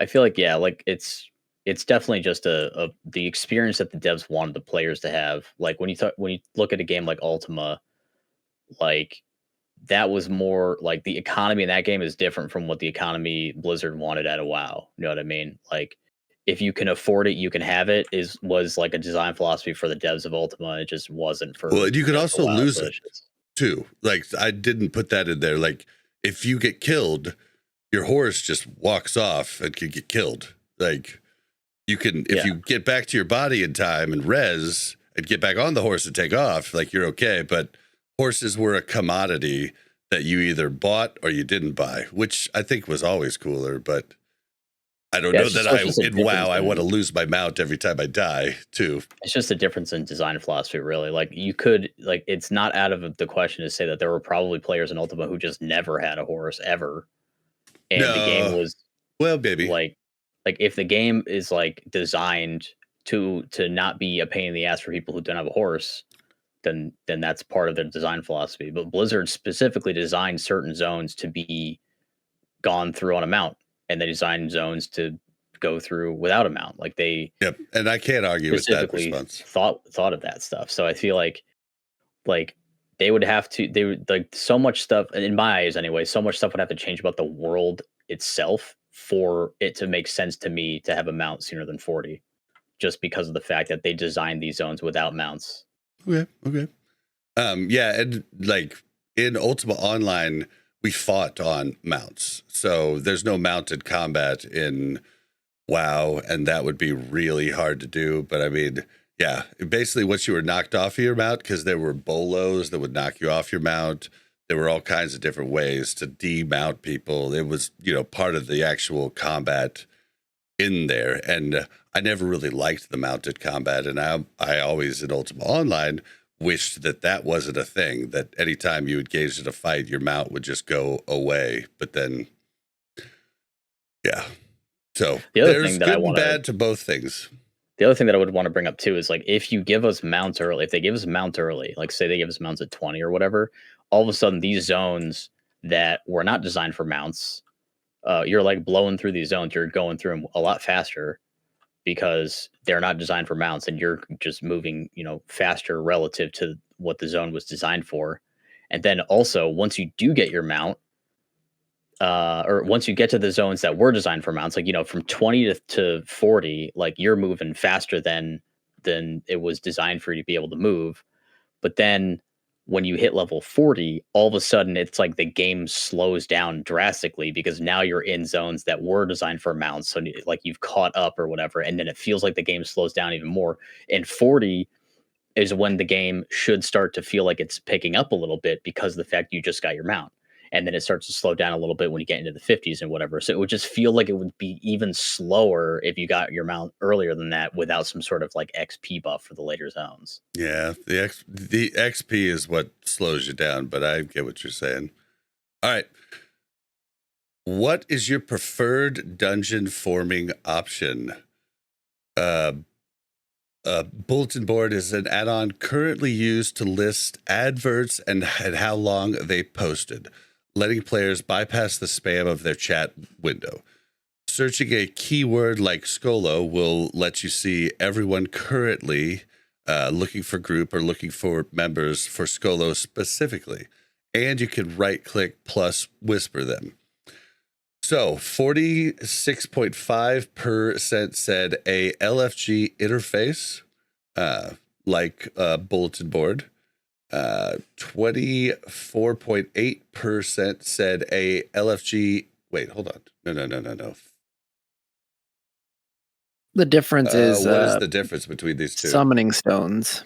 The yellow one says summoning stone. Green one is everyone runs an instance. And that's 24.8. Then at 10.5%, we have LFG roll queues plus automated forming plus summoning stones. And at 9.4%, we have message LFG channels plus manual invites plus everyone travels to the instance. Then at 8.8%, we said LFG roll queues, automatic forming, teleport in and out. So it seems like the majority of people liked summoning stones plus a bulletin board interface that's in-game, similar to the LFG bulletin board app or add-on. So and pretty then much what you're looking at is, like, the yellow one is basically what we did in TBC Classic. Or what we're doing now with yeah. Warlock summoning stones. Yeah, pretty much. But Warlock summoning stones, you have to pay a player Right. or a bot for that service. Unless they already put it up, then you just sneak it. Yeah, I definitely chose bulletin board, and I think I chose everyone travel to the instance or get. You're like the king of getting summoned places. What do you mean? It's your favorite thing. Like, what do you mean you're on that fly path? Take a summon. You're wasting my fucking time. Yeah, well, yeah, and I pay for them too, and that's the perk of being, you know, somebody who makes a lot of money in the game, and I like that, you know. So I don't like that just anybody can use the stones, and then people could also. There would be people that just don't have warlocks that just stand there like, oh, I'm going to make some money. Hey, will you help me? I just need one person to click this stone. Come help me. We're gonna make some gold for the next hour. Like that's gonna be me. I'm just gonna fill the water. Yeah, I do like the interface. Like I kind of liked Wraths, but Wraths was not complete. Like all that happened when I would post in the Wrath LFG bulletin board is 1 million people would request invite to group with no information of what class they are, what this or that. It was horrible. It was absolutely horrible. Savvy people would send me a tell before requesting, but most people would just request, and that's annoying as hell, and I would have to cancel constantly, and it was just a big pain. But I would love like a bulletin board. Yeah. Mel? I mean, why do you care about a bulletin board if we already have a bulletin board add-on? Well, just because it would be in game and it would be a lot better. Would it though? Because I feel like they did put in a like looking for dungeon thing and people were still using the bulletin board add-on. Yeah, that's what I talked about it in Wrath is that they would need to like make it so I could see who's requesting to be in the group and information about their class and what role they play, you know, anything. Yeah. Yeah, I mean, I'm not opposed to the summoning stones because I don't have a lot of money, but I don't want it to teleport us in and out of the instance. I feel like that's kind of a given for everybody here. I don't know that it is a given because I started out thinking looking for group was horrible. Like back in 2019, this is where I've gone. Like I also thought flying was a good thing back in 2019, but I went from being like LFG is horrible to being talked into with different arguments, being like, no, LFG, we should have that. Then I got it finally in Wrath, and then using it again, I was like, yeah, it still sucks. We say LFG, you mean like RDF? Yeah. No. Wait, RDF. Dungeon Finder? Yeah, random Dungeon Finder. I was like, yeah, this does suck. And like I had forgotten why. But now I remember, and it just doesn't feel good. And yes, we do wait for people to come to dungeons. I do it all the time. But it does give me a good amount of time to go fill my drink, maybe go take a whiz, like have a little bit of downtime, a little bit of chill time while I wait for people. It all allows Kef to be like, hey, while we're going to form, I'm going to go talk to the wife. He's done that many times. AFK, he's like, I'm in the dungeon ready. I mean, these things I think are actually a good thing. And yeah, I have went full circle and I'm back to thinking random Dungeon Finder sucks ass. It's like, I mean, just like with anything, like if you get convenience, there is something that you trade for that convenience. Like there's something that you have to give up in order to get that convenience. And part of like what's cool about like vanilla or classic, like that sort of like era, like that sort of mindset is the fact that like the world is big and anything that you do to make the world feel smaller has an impact on the way that you see the game, the way you interact with the game, the way you play the game, like all that stuff matters. So like having, you know, an RDF where you could just literally sit in a city and just spam dungeons without leaving the city, like that kind of erodes the immersion a little bit and makes the world feel smaller because it is because you're only in a city. Like the world to you is just the city. I can tell you that I found out. So I played Kata back in the day. I had no idea Oldham was in Azeroth. No idea. And I wouldn't have any idea that it was there now if I didn't do the podcast. Like after playing Kata again, because you warped everything in that one little spot. Like, and I had no clue where I was going when I warped ever in the original Kata. Just never knew. Like, that shit sucks. That shit sucks ass. I mean, it sucks. Yeah. All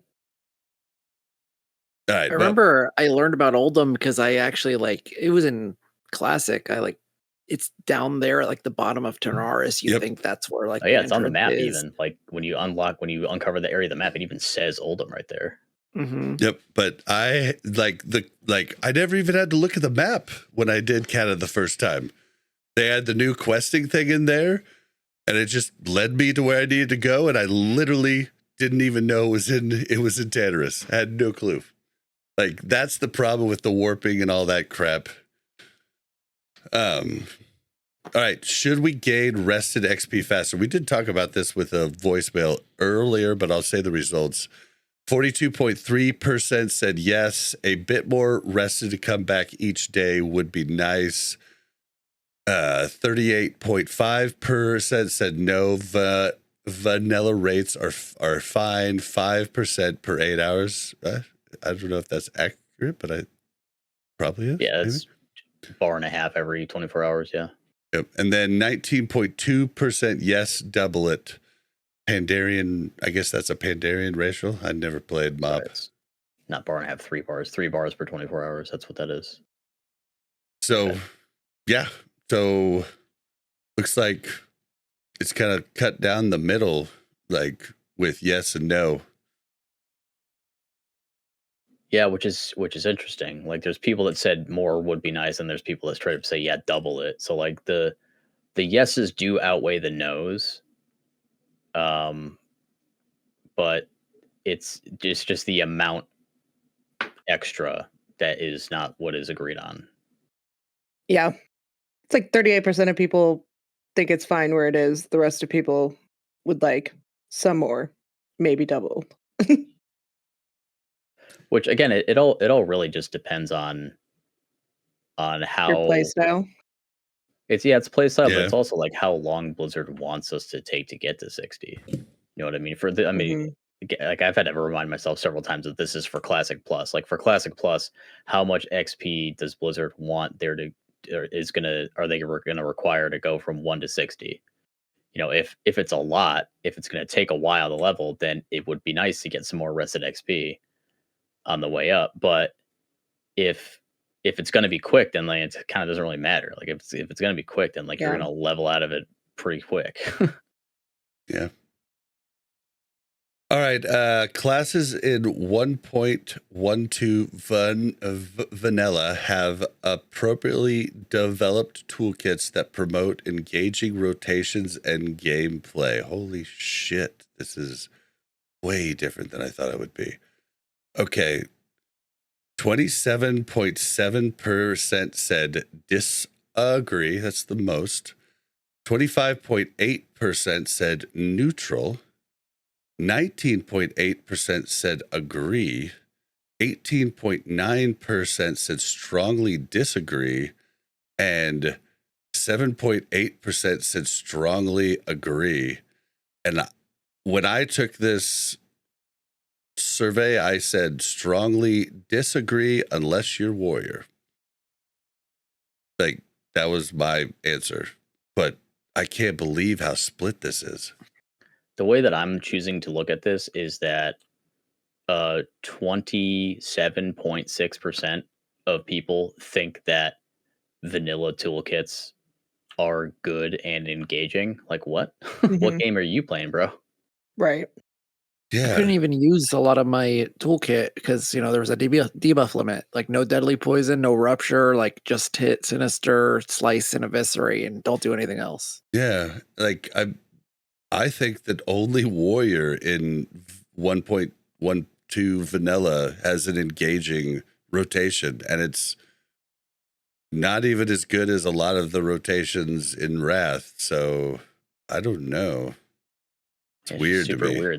Super weird that people actually think that like vanilla is like even somewhat complex. The most complex that got for me as a rogue was like not using my Sinister Strike until right after a weapon swing, so it didn't reset with a proc of Wind Fury or Sword Spec. That was as sweaty as it got. Yeah, I did Heroic Strike canceling whenever I lost world buffs because you had to keep up in DPS, but most of the warriors in my guild did not. That's why I would still be close to the people still world buffed after I lost buffs, but other people wouldn't because they didn't actually do their rotation properly. So I don't know. It's really weird to me. I mean, you couldn't even use most of your like moves because of the debuff cap. I mean, how are there so many neutrals? Weird to me. Like, how do you not know? Like 25.8% neutral? Like, what the fuck? To be fair, this could be some of the healers, right? Like, true. Me as a healer, I'm like, but not 26% of people, I guess. That's a little mud.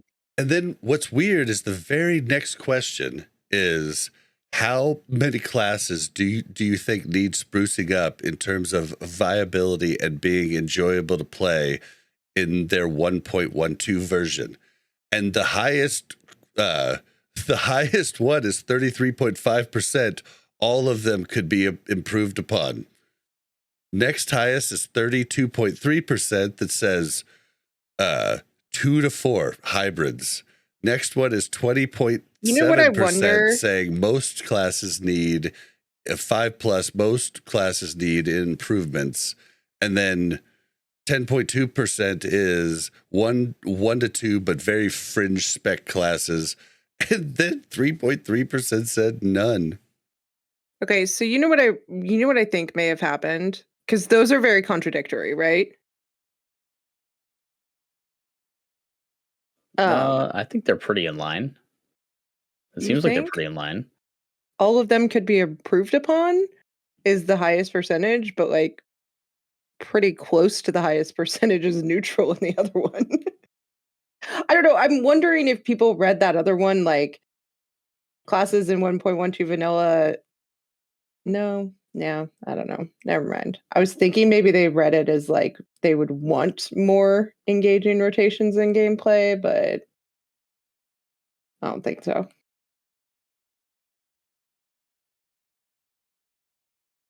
Yeah, I don't know. I think the neutrals are skewing that next one. Yeah, you're right. And everyone that put none must have been the people that said they played DK.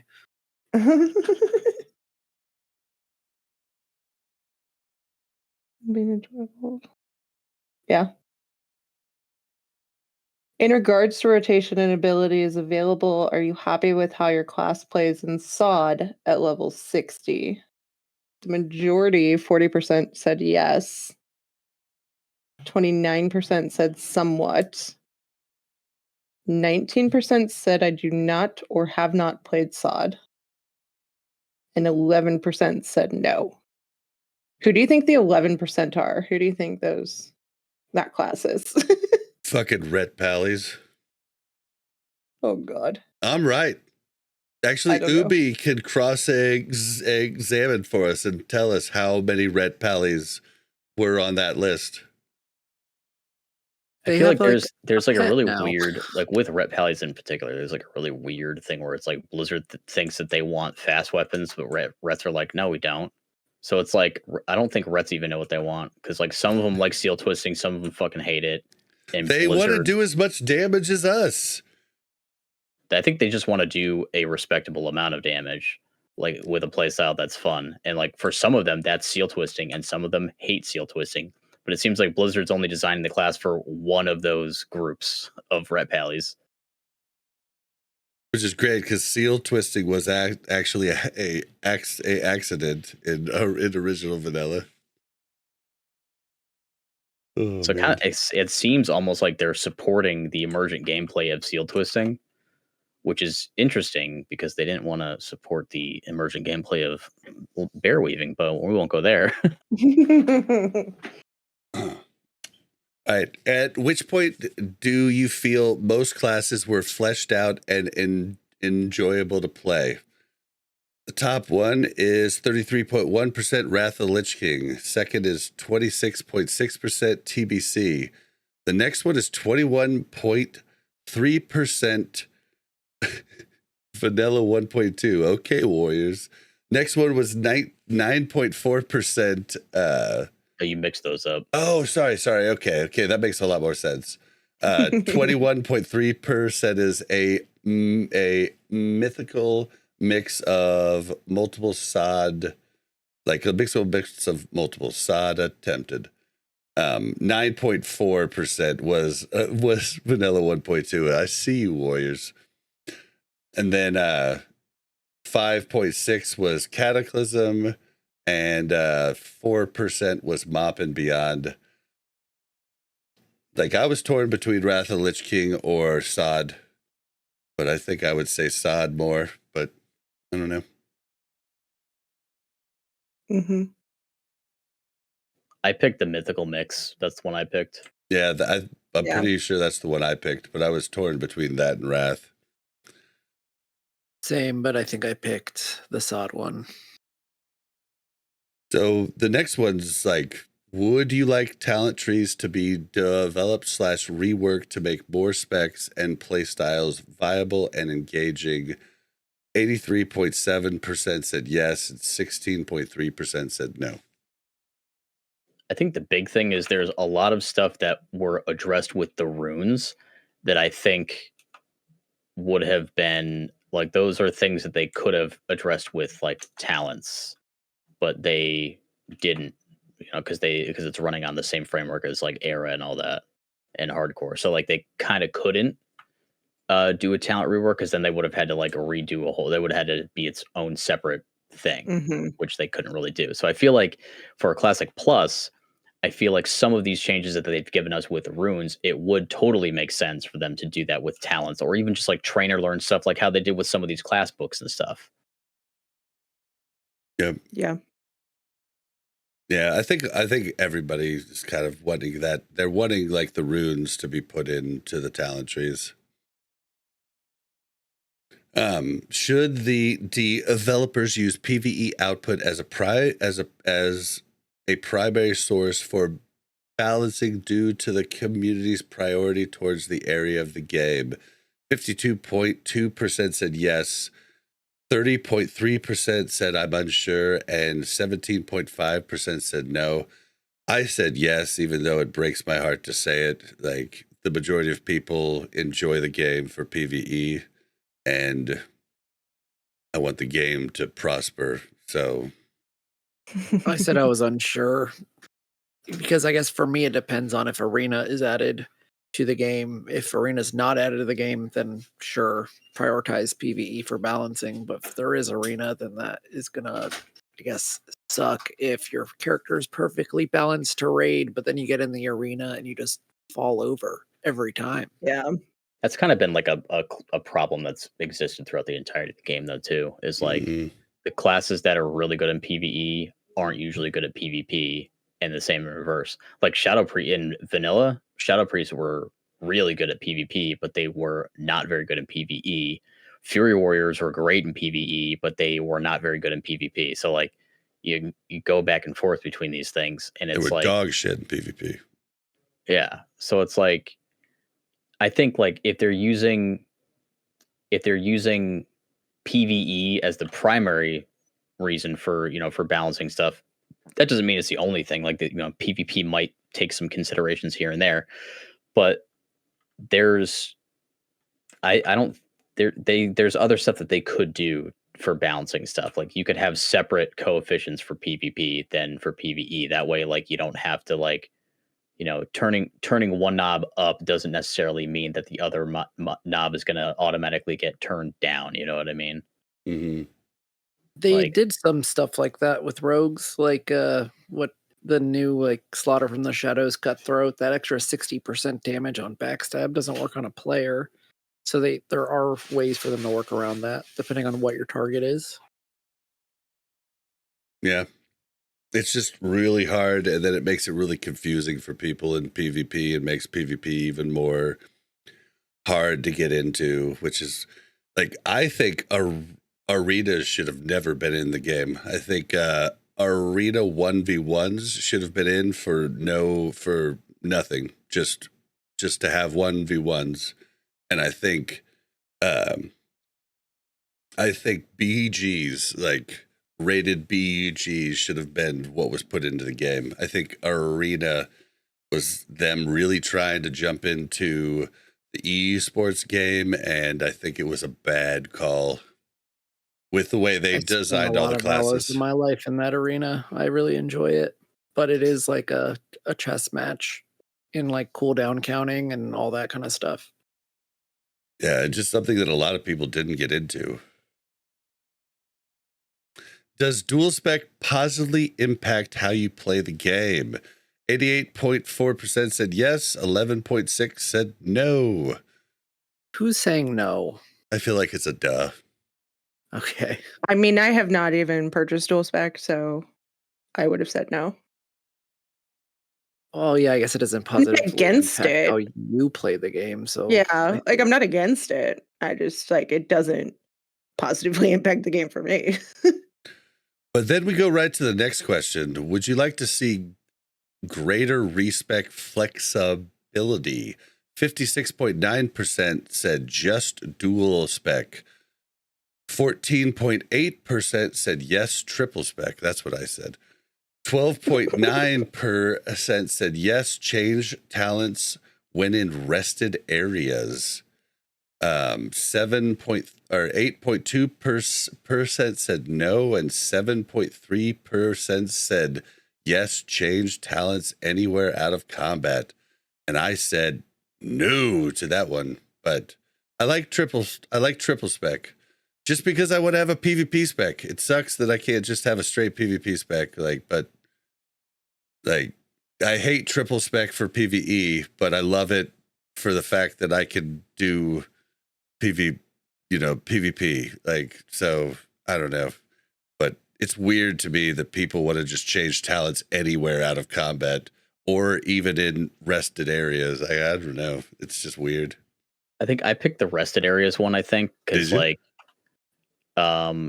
think it makes sense to do that, especially considering the earlier question about the sleeping bag thing. Like if you can set up a portable rested area, then you could pretty much switch talents like whenever you want. Also think about like how many times have like if you don't have an add-on like talented where you have like separate like you have like loadouts loaded into it, essentially you just click to set it or whatever.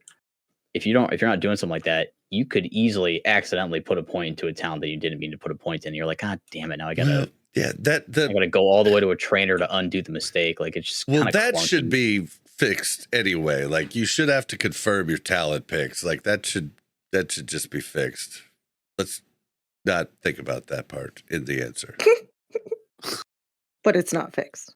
But I mean, like either way, like there would be some pretty interesting like synergy with like the sleeping bag or the portable campsite sort of thing. Like would be some interesting synergy with that. Like you could totally use those two things together to do your talent stuff. Like there's interesting implications to being able to do that. Yeah, I mean, I just think back to everybody talking about how shitty it was to respec every boss fight for MoP. And if you had the sleeping bag with what you're talking about, you could do that. I think Val makes a pretty good point too. Like he says the best part about dual spec is saving your bar setups between the specs. That is very true. There are add-ons that do that, but if you could just swap your talents out at will essentially, then like you would also have to probably like potentially change your bars every time too, which is kind of what I have to do for a lot of my different specs is rogue. Like when I switch over, I have to switch out runes, and then I oftentimes have to switch out the bars because of it too.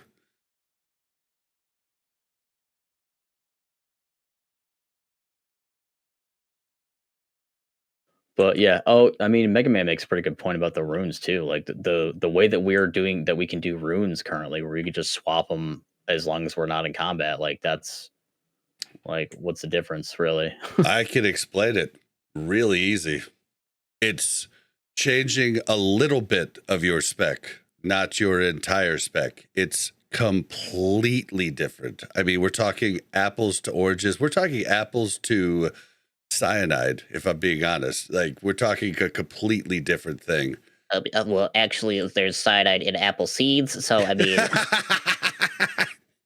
Well played. But I mean, like, I'll do you one better. I'm feral spec'd, right? I can switch my runes and now I'm a healer. How is that like less of a impact? You're a shitty healer. You switch your runes and gear, and now you're a shitty healer. Yeah, but like the point is you don't need the spec like to do it. Like the heals, if the heals are good enough to keep somebody alive, what's the difference? You know what I mean? Like I was for most of Nomer, I was balanced and I was healing, and nobody knew the difference. Like I switched to full resto and nobody knew the difference. Well, yeah, for certain things you can get away with that. Like that's what, like I can go and take a dungeon as a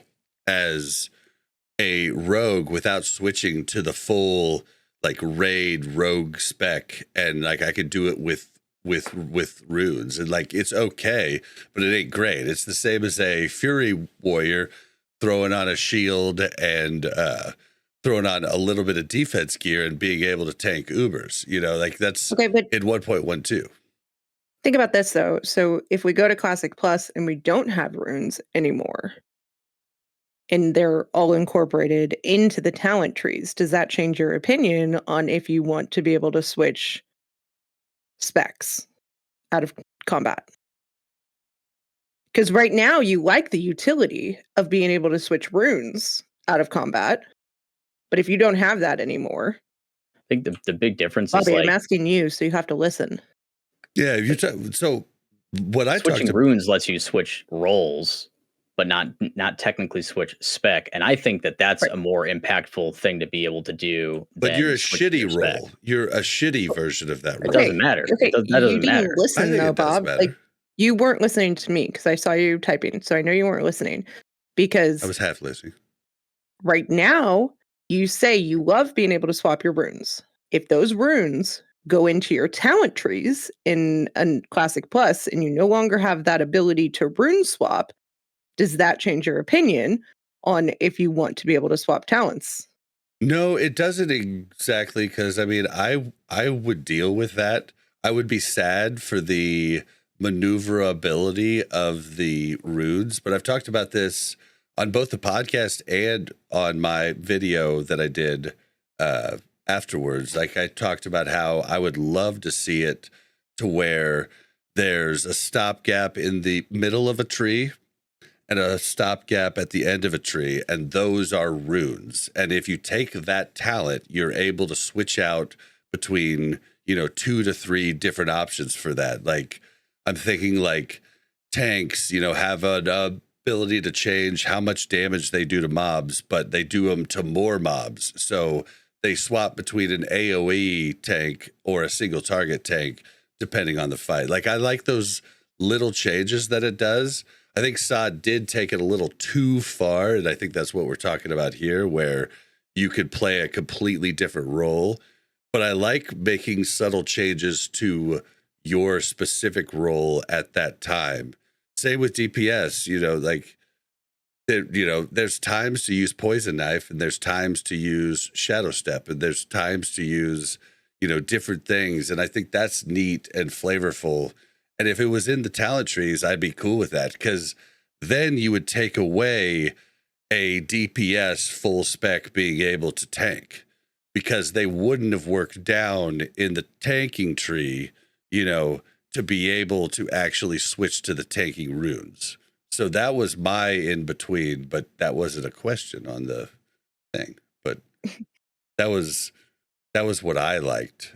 So like I like being able to like switch up stuff a little bit, but maybe Sod took it too far and how far you can switch it up. Okay. All right. So we are only halfway through this. We're gonna have to skip some. Yeah, I have to do a few things. So I'm gonna go AFK. That's lame. Yeah, I'm gonna skip this one because there's too much. Which stat system is ideal for Classic Plus? 53.5% said vanilla plus hit plus crit. 25.8% said Wrath of the Lich King ratings, hit, haste, crit, spell power, armor pen. 20.7% said TBC ratings, armor pen, spell hit, melee hit, spell power, healing power.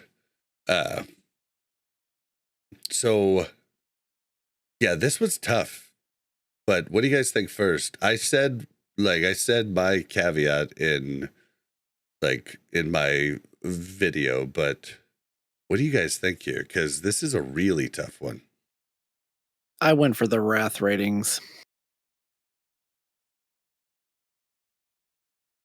I think we're getting kind of like a weird mix of everything right now, because it's percentage stuff, but it's like spell and melee at the same time, right? Like everything that has hit was changed to be spell and melee hit.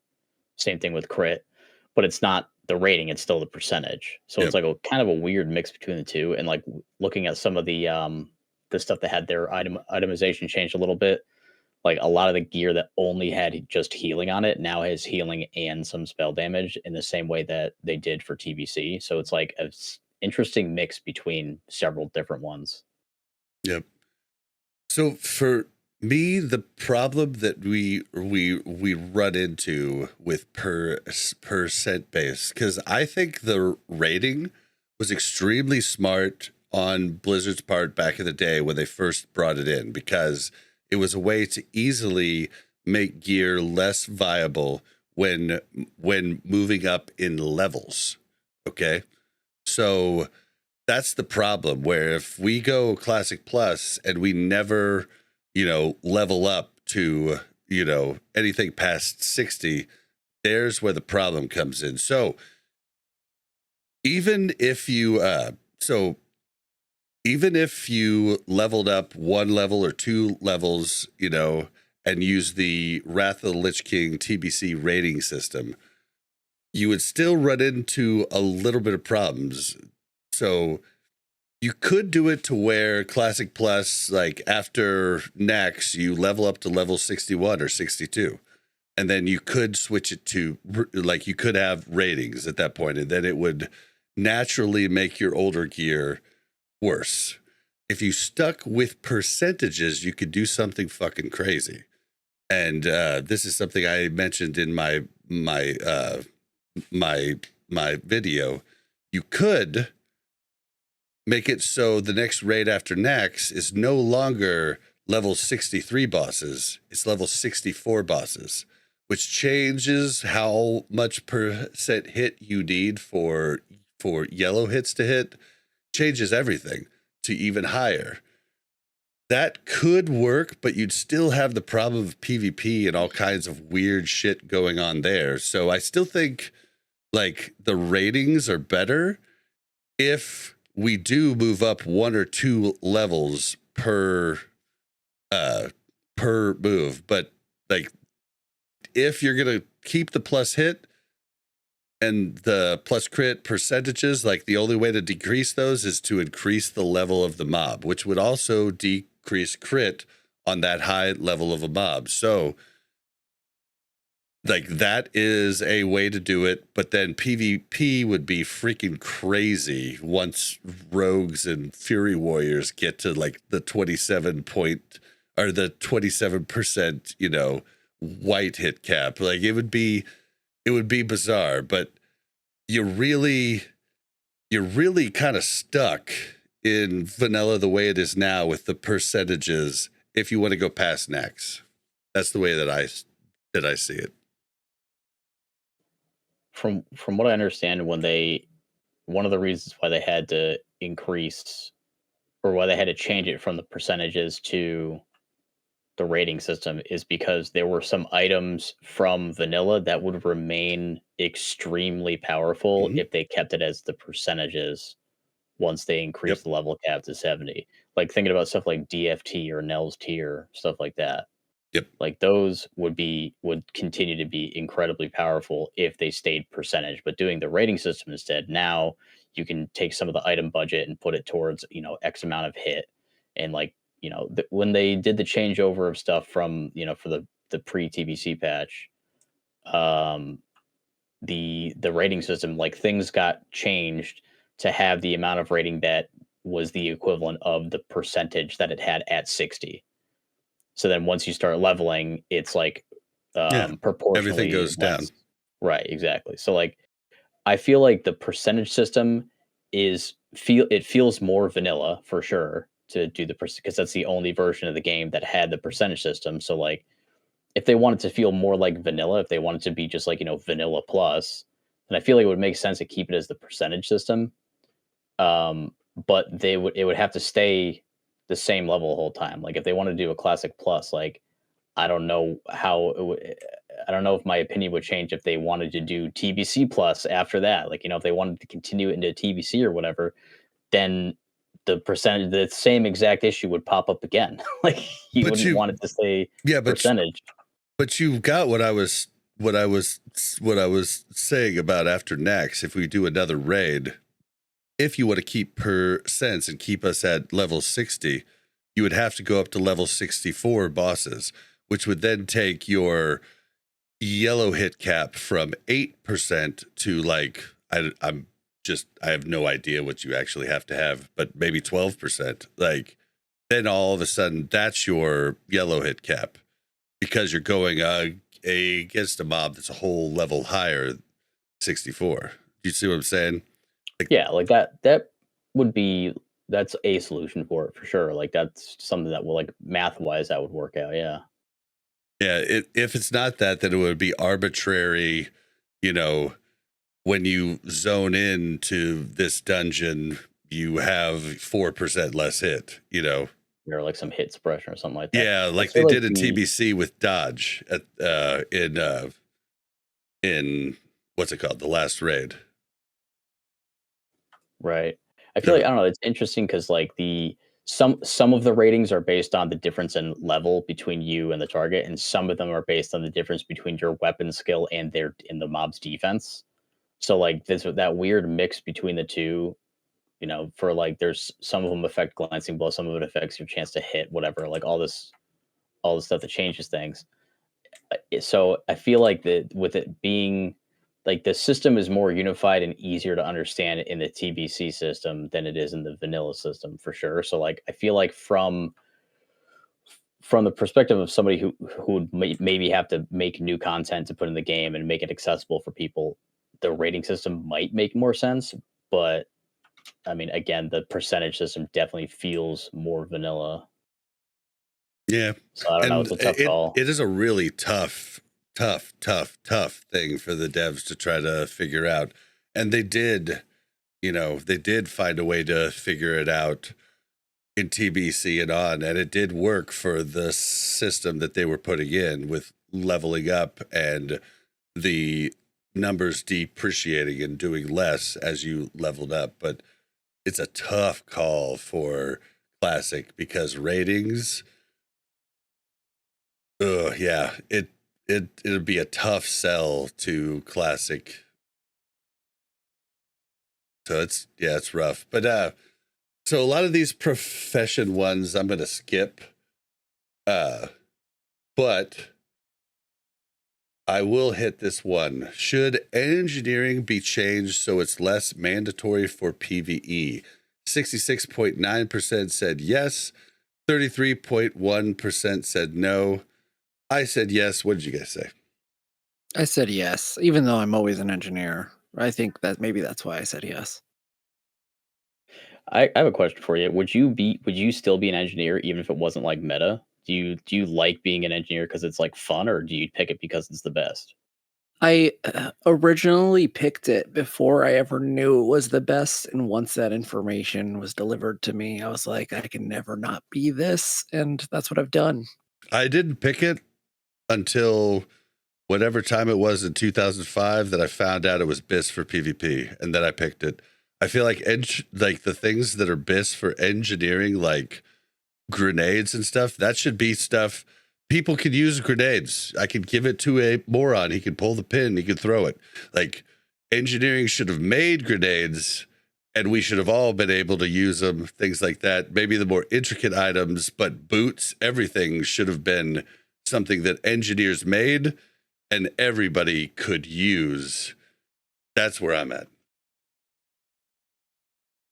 I feel like that would make sense. That could be a way, I mean, to make it less mandatory, like make the bombs not require engineering to use. I mean, like there's easy throw that already exists, but like the max rank of easy throw sucks. There's only 2 ranks of easy throw.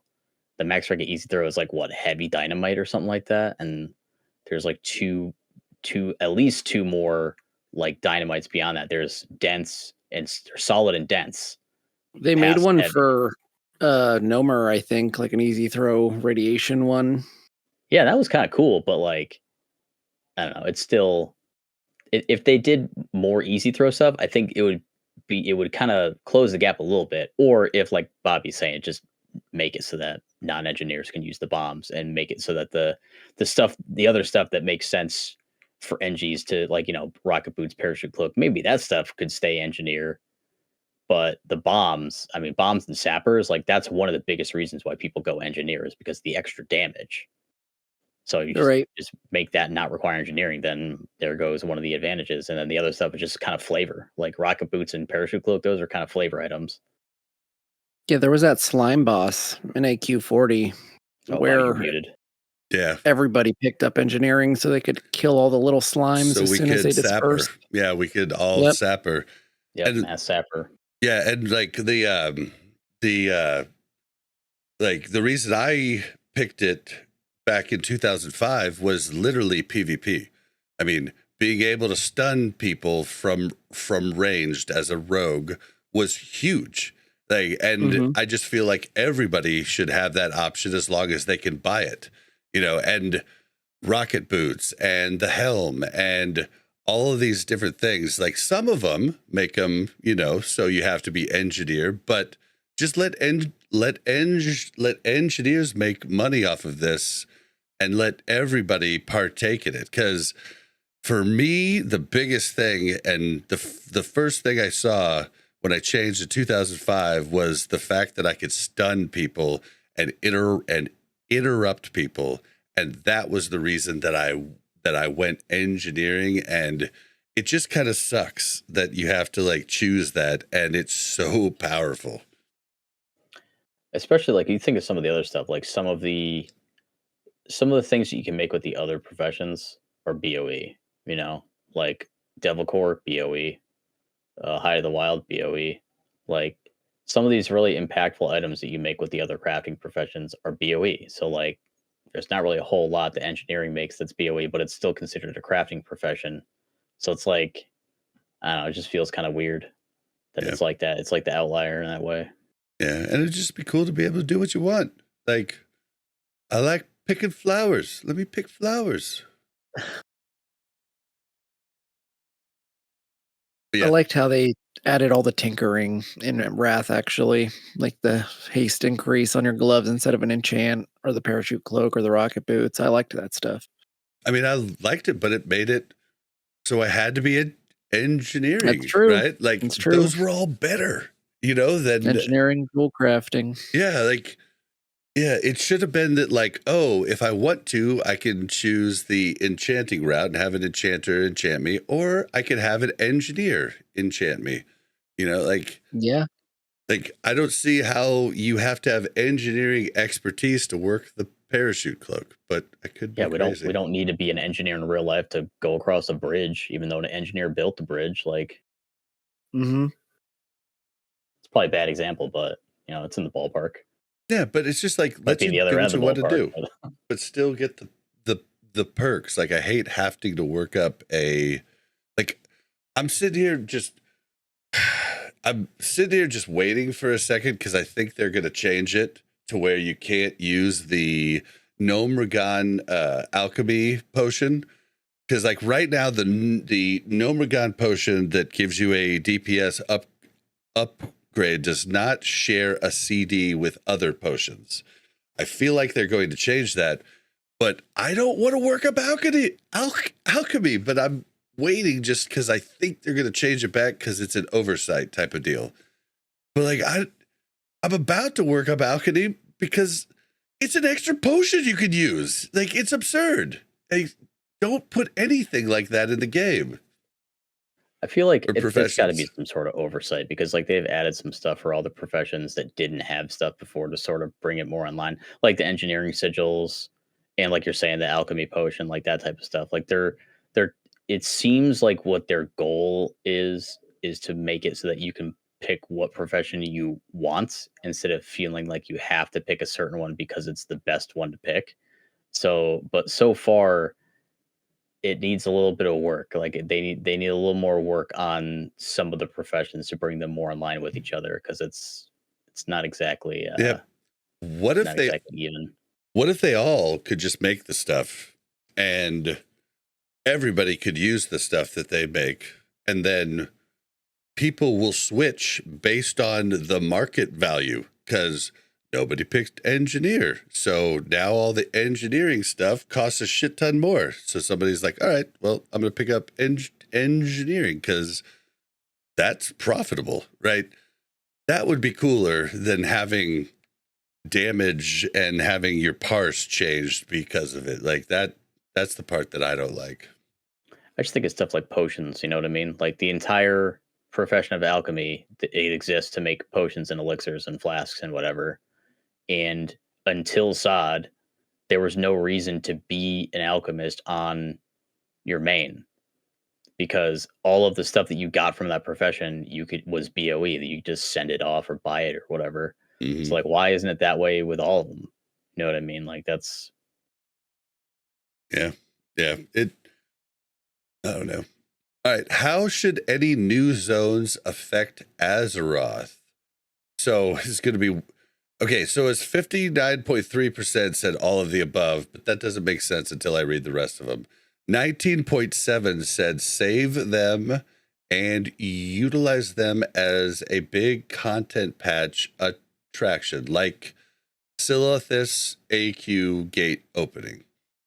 12.4% said more areas to level 10 to 260. And then 8.5% said high level zones for live PvP or PvE events. I picked all of the above. Yeah, that's what I picked too. I can't remember exactly what I picked, but I was starting to think of like what zones would they even add? Like Hyjal is kind of a gimme, right? Like to be able to go to Hyjal. But like not the Kata version of Hyjal, the version of Hyjal that has Archimonde skeleton at the base of the world tree still. You know what I mean? Like and a Warcraft 3 vibes. So like that type of zone, I could see that being a PvP zone. Because maybe there's still, or like a Legion invasion zone sort of situation. Like that's where the Legion were. So like maybe some more rifts open and you'd like kill Legion or whatever, stuff like that. Either way, I see that as like a high level zone. I see like where pretty much where the Twilight Highlands ended up being in Kata.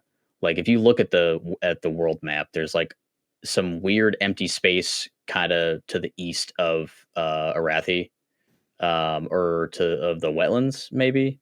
I don't know. One of those zones has like some weird like emptiness there, and there isn't a zone there, but you can see that there's like a border there on the map. So like that could be Twilight Highlands or whatever, but maybe not call it Twilight Highlands. Like just either way, a different zone. You know what I mean? Oldham, we already know that exists. Like some of these zones that were meant for vanilla, but didn't end up making it into the game until Kata when they did the world revamp, like stuff like that. So these are the zones that I'm thinking of when I read this question. Yeah. So Same. like the big content patch stuff totally makes sense for something like that. You know what I mean? Like if it's a high level zone, it makes sense that would be an area where new content would be added to the game. But it'd be cool if there was new lower level content added to the game too, like extra stuff to do on the way to max level. So I feel like I probably did say all of the above, even though I can't remember exactly which one I did, because all that stuff sounds good. Like having new stuff to do sounds good to me. You know what I mean? Like, Yeah. The only stipulation I believe I had when I made my video on this was high level zones for live PvP or PvE events. And I wanted no PvP events at all. I think that trying to make open world PvP events is something that has been tried and failed every freaking time. Like let open world PvP events manifest on their own through PvE events, through other things of that nature, through like I think of like the end of or the start of Nax when you had like when the little necropolises would show up and you would go and you try to get a big invasion. Yeah, you try to get a big group so that you could fight off the other faction. Like that is a PvP event inspired by a PvE event, and I think those are good. I think trying to force people to PvP in like the open world does not work. I was excited for it in SOD when they tried it each different time, and each different time it's been dog shit. So that's where I'm at. In my opinion, of course. Dog shit in my opinion. I feel like the STV event was kind of fun at first, before all those weird stuff, like issues started popping up and whatever. But like the Ashen Vale event was basically just small Tarak Valley. Yeah. I'll give you the STV event was cool after 4 weeks of it being in the game, when they got stuff figured out and you could actually go, but it was still dumb because of the stupid guy you had to be next to. If you got the bonus at every hot spot, like, I don't know if was there 5 or 6 of them, the different areas that the boss could be at. Like if you had a boss and at every single one of those, and it was spread out more instead of like, we kill a group, they kill our group, we kill a group, they kill our group. Like that would have been a lot cooler, I think, but it still, I think, was a failed thing. I think open world PvP should just be a natural forming thing because people need resources. I don't know. I liked the STV event. I just, I didn't go back in phase 4. I think there was new stuff, but I mean, let's put new stuff in there. I guess. Yeah, I don't think there is new stuff in phase 4. Yeah. Okay. You could get all the old stuff though, like the mounts. Oh, sorry. I thought you meant like Sunken Temple phase, but that was phase 3. Yeah, I did go back in phase 3. The boss and the GMs showing up in game, like that was probably the coolest thing I've seen in a long time. And how everybody, I mean, honestly, once everybody banded together to kill that boss, maybe it just should have been dead from that point on. That would have been funny. Like, event's over. This is why we can't have nice things, I mean, you could still have it. You just wouldn't have everybody in one spot of STV. There'd be guerrilla groups over here. There'd be solo and duo rogue groups over here. There'd be, it'd just be a little bit more enticing for people that are afraid to type into looking for group. Hey, rogue looking for group for STV event, because there's a lot of those people. Dude, it'd be hilarious if Kadamu was like a secret boss in ZG. That'd be so fucking funny. Like you kill, like, oh shit, you kill Hakar on hard mode. which is, you don't kill any of the priests, kill Hakar in a hard mode, and then Kadamu spawns and eats Hakar, and he's like, "No, I'm the blood god," and then you kill him. He's sick. Oh yeah, I love and you that. finally get his sword. Yeah, I don't Still can't know. equip it though. I know. All right, well, it's good to have different opinions. That's what makes this great. I feel like the other thing that comes to mind when it comes to like these world PvP things is stuff like Eastern Plaguelands and Silithus, where there is like sort of like a built-in PvP thing. Like EPL has the towers; you have to be flagged to capture the towers, and Silithus has the thing where what is Silithist or whatever is the thing you have to loot the like thing and then bring run it to back, your camp. yeah, to your camp. So like there's some like they've been trying to do sort of like world PvP event stuff the whole time. It'd be cool if they had tried to do more stuff with the already existing things, but obviously like there wasn't anything at the low levels, which is the Ashen Vale event was a low level event, et cetera, et cetera. So like it would have the only two that I feel like it would have made sense for them to do an event around would be Silithus and EPL because they already had stuff, but they haven't done anything yet. So we'll see. Maybe they'll do something in a future patch. We don't know. I know these things just. I remember when the PvP system first came in, there was no BGs. Like it was like 2005. I was doing it for the second week. That was when I went. I was literally at Terran Mill. I didn't know it was Terran Mill until just 6 months ago. I always thought it was Terran Mill, but I was there doing PvP. That was when I first met Mel. I turned off my monitor. She was coming back with a bunch of work friends. My roommate brought a whole party back. And so I turned the monitor off, pretended like I was sleeping because I wanted to leave so I could do more PvP. But besides that point, PvP made it. They made PvP out of nothing. There was nobody that told us to go to Terran Mill. We just did it.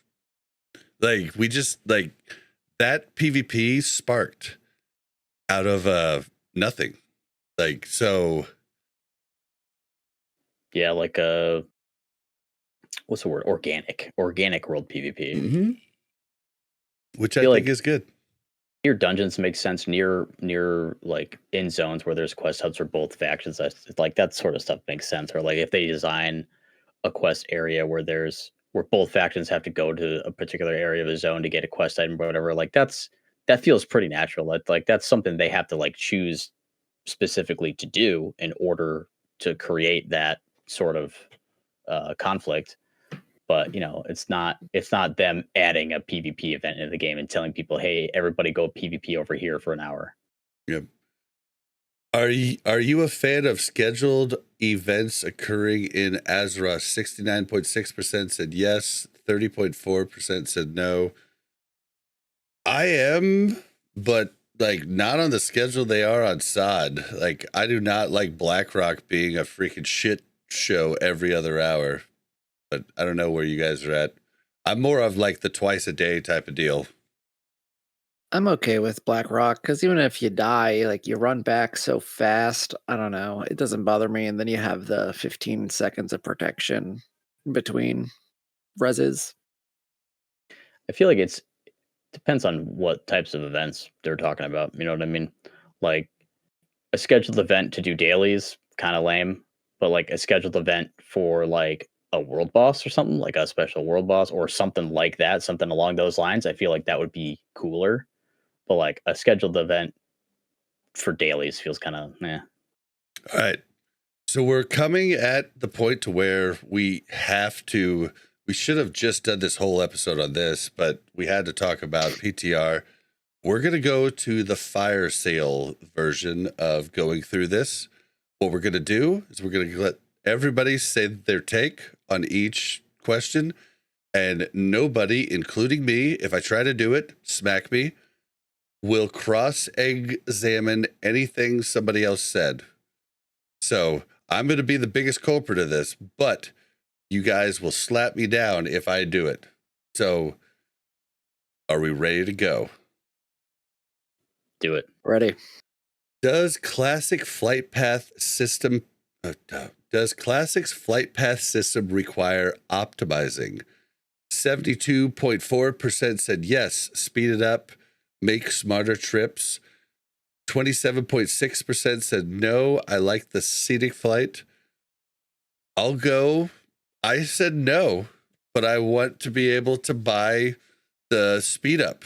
I want to see all the cool scenic stuff. I want to see it at a faster pace. What do you guys got? Speed it up. I don't want to be doing stupid routes to get places. I don't know. I've seen the world. I guess. I said yes, but for the smarter trips version instead of the speed version, because smarter trips would make it faster. Right. Smarter trips for sure. And Mel? I wish I had a cricket sound. Sorry, I told you I was going to AFK. I'm finishing something up. Mel, you there? The troll has knock sound. I almost looked. I was like, wait a minute. That's all not right, my Mel. doorstep. What's your choice for this? We're going fire sale. Can't. I'm in the middle of something, but it's like more efficient. Okay. All right. Would any version of flying be acceptable in Classic Plus? 85.6% said not at all. 7.4% said yes, 150% and 280%. 3.8% said yes, but 100% movement. 3.3% said yes, buy temporary flying from Taxi Masters. Weird. Thoughts? No. I said no. Get out of here. You Mel? know? I have no idea. I say says no no. too. No. Wow. I have a caveat there, but I'm not going to. You guys can check out my video on YouTube about my caveat. All right. Is it a negative effect that new quests and zones might result in not visiting portions of Azeroth during your leveling journey? 63.5% said no. 36.5% said yes. How do you guys fall? I think I said no. A definite no. I mean, you want replayability, right? If you want to level and all, maybe see something new, and you're already not seeing zones if you're on a certain faction. Like, I never need a reason to go to Wetlands or Loch Modan unless there's a fucking rune there in Sod. But other than that, why would I ever go there other than running to Badlands? I said no also. Like, it's fine being able to level in the zones you like or being able to have replayability. Like, Mel? Yeah, no. Should Azeroth have more graveyards implemented? 78.2% said yes. 21.8% said no. What do you guys think? Yes. Definitely, yes, Fucking graveyards. And I think you all are absurd. I said no, and I said no to taking away the res timer. All I have to say is dying is something you shouldn't do. So stop dying, asshole. Like, that's how you fix it. Don't die. Bam, Let done. me work on not getting DC'd too. We'll work on that. Says the fucking rogue. Says the fucking everything. I play everything. Like, the rogue dies way easier than the freaking hunter. Jeez, You ever been DC'd in the middle of the Harpies and Northern Barons and have to run all the way back from the crossroads? Yeah, the run back is your punishment and penance for dying. Don't die, asshole. Bro, I play Night Elf. If I don't die, I don't get to use my racial. Should guild banks be added to Classic Plus? 80.6% said yes. 15.5% said neutral. They've never run a guild bank. And 3.9% said no. They've also never run a guild bank. What do you guys think? Definitely yes. In order to know what's in the guild bank, I don't want to ask somebody to log into their weird alt and send me like an up-to-date picture of their like bank. That's ridiculous. Also, if there's like a log the same way that there is from the guild banks in like Wrath and beyond, you can see what people put in and take out. So you can't get away with any shit because it's all there. Yep. And yeah, I agree, except for this wouldn't really help us on in Swamp because we wouldn't we have different guilds within the guild, right? That is very true. But you could do the Guild Wars 2 route where you could be part of up to 5 guilds. So you could have 5 factions. Each raid team has its own tab, maybe. So you have to be smart about what you put in there. Anyway. Yep. Either way, guild banks, yes. It's an us problem, definitely, not like a common problem. Yeah, not like a common problem. I also said yes. As somebody who is extremely honest and could take advantage, I have not. Literally broke right now on my main, and the raid bank has a good amount of resources and money. So, but I would love to be able to prove that to people easily. I don't like the fact that people might think in their heads that I'm getting one over on them. I hate it. It's the worst part of controlling it. So, yes, please, guild banks with transparency, please. All right. How should you search for a guild to join? 48.2% said browse an interface with guild advertisements published. 33.9% said read advertisements in-game text jails. Ew. 17.9% said I use Warcraft logs / Discord to find guilds. Who's this 33.9%? But what do you guys think? I don't think there's a right way.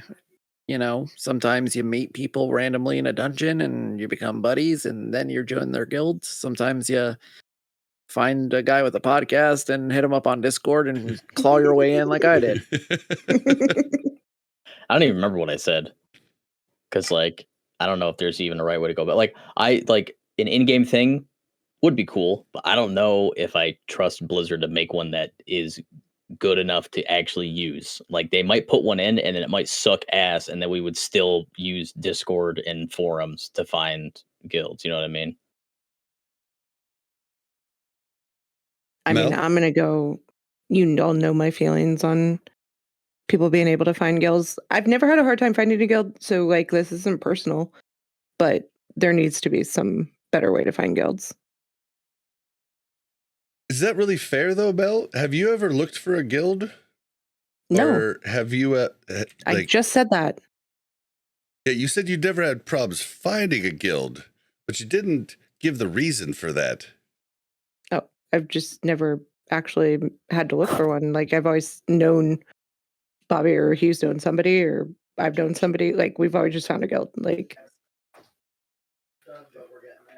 It's not a personal problem. I just think for new players, it is a problem. So I think they should find a guild easier. Yeah, I feel like anything that can make it easier for people to find groups to play with, I think is the right decision. Because that's kind of that's been a pretty solid point that Blizzard has remained pretty firm on the whole time, is that they want it to be easier for people to play with their friends and play with who they want to play with. So I feel like it would make sense if they wanted to put something in game, but also, like I said, I don't know if they're able to make one that people would actually use. Yeah, because Warcraft logs, lots of people look at that because they want to join a really good guild. I'm of the belief that if they put it in game, people wouldn't use it because people are silly and they think that they can go to the top guilds, and they try to do that when they have no business going to the top guilds. It's kind of like golf. When a guy, is new to golf, but he plays from the blue tees when he should be playing from the yellow tees. And you have no business starting at the blue. But people in WoW seem to think that they all are a badass. And that's where I'm the guild thing won't work because people that are average should be looking for an average guild, but oftentimes they don't. I feel like if Blizzard wants there to be an in-game tool to use to find guilds, then there's certain things that they would have to do themselves that currently third-party websites are doing, like Warcraft logs, for example. Like Blizzard doesn't have their own way to look at at rankings or leaderboards or anything like that. So it's harder to use that as anything. Like the reason people use Warcraft logs to look at stuff, they're like, okay, what's a guild that has the level of progress that I'm looking to join? You know what I mean? And like you find that first, and then you find how to apply to that guild or whatever. That's why I'm pretty sure that's what UB meant when he put Warcraft logs in here, to use Warcraft logs in Discord. And then you go to your server Discord and you look at guilds that are recruiting. You see if any of them meet the criteria of the guild that you would want to join. That's the sort of stuff I mean. Like any Blizzard system would have to incorporate stuff that these third-party things are already doing in order for people to actually want to use the Blizzard one. And I don't know if Blizzard has the means or capability or desire to do that. Yeah. All right. Would guild halls be an exciting addition to Classic Plus? Instanced, this is very important, entry like the PvP halls, customizable.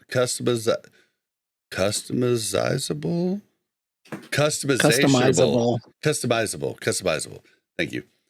Internal area. Stop laughing at me, Table. Valheim. It's that plus Australian WoW vibes. No, it's just me not being able to read. Display trophies. Hire NPC staff to fulfill profession roles potentially. Possibly unlike features like alchemy table or flash creation, etc. Guild bank within. 41.3% said yes, but not a huge priority for me. 31.4% said yes, absolutely. And 27.3% said no. What'd you guys say here? I said yes, but I asked Ubiquitous to put this question in here. He kind of changed it a little bit, which I think what he changed about it was good. And I had like player housing in there too for him to add, but I guess he was like, nah, fuck that. I think I don't yes. understand. Oh, sorry, Mel, go ahead. No, I was just going to say, I don't understand the hire NPC staff to fulfill profession roles, potentially. Like, does that mean, like, I can be like, hey, you go be an herbalist?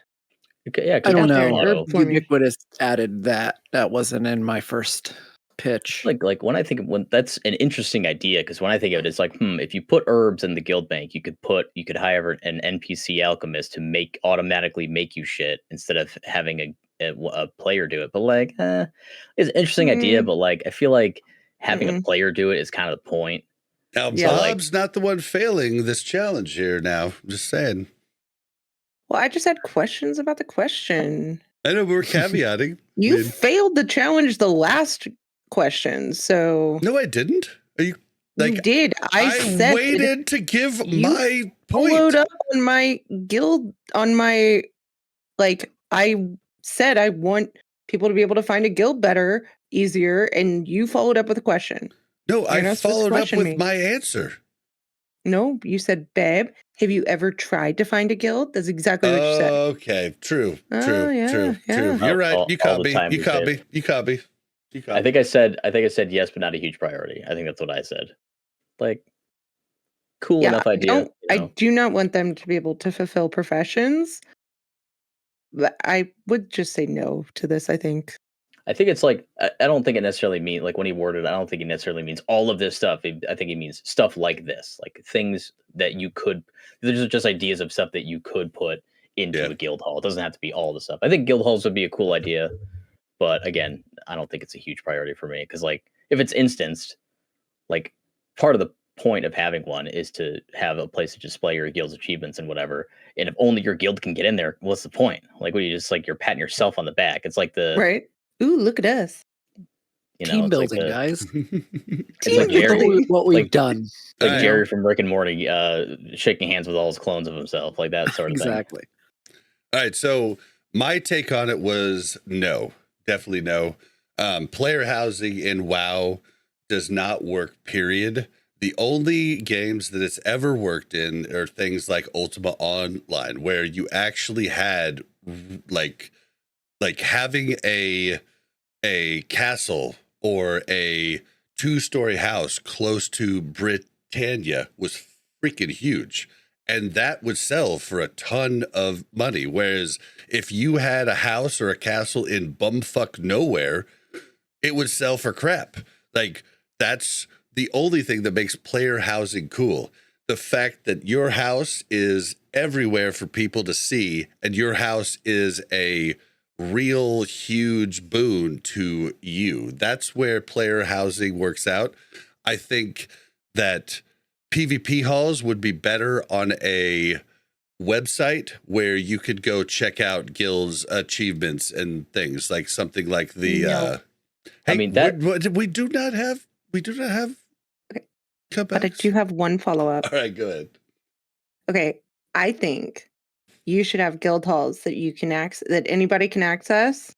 That's how you apply to a guild. You go into their guild hall I was about to and say, you could talk tie in to an with the previous one. NPC, and you Okay. can see all their achievements. You can see what they've done. They have like a little bio, and you can apply to be in their guild that way. See, we killed 2 birds with 1 stone. Now let's move on. Nobody can combat that because that's not part of this game. Let's go. All Mel right. keeps us on target. Done. Not even close. But would a currency reward for completing dungeons used to purchase materials and items be a benefit to Classic? 81.5% said yes. 18.5% said no. I said yes. This is the reals is a huge thing for helping people constantly. I'm like, well, I don't have anything I can get out of this, but at least I'll get some reals. You know, it's awesome to help.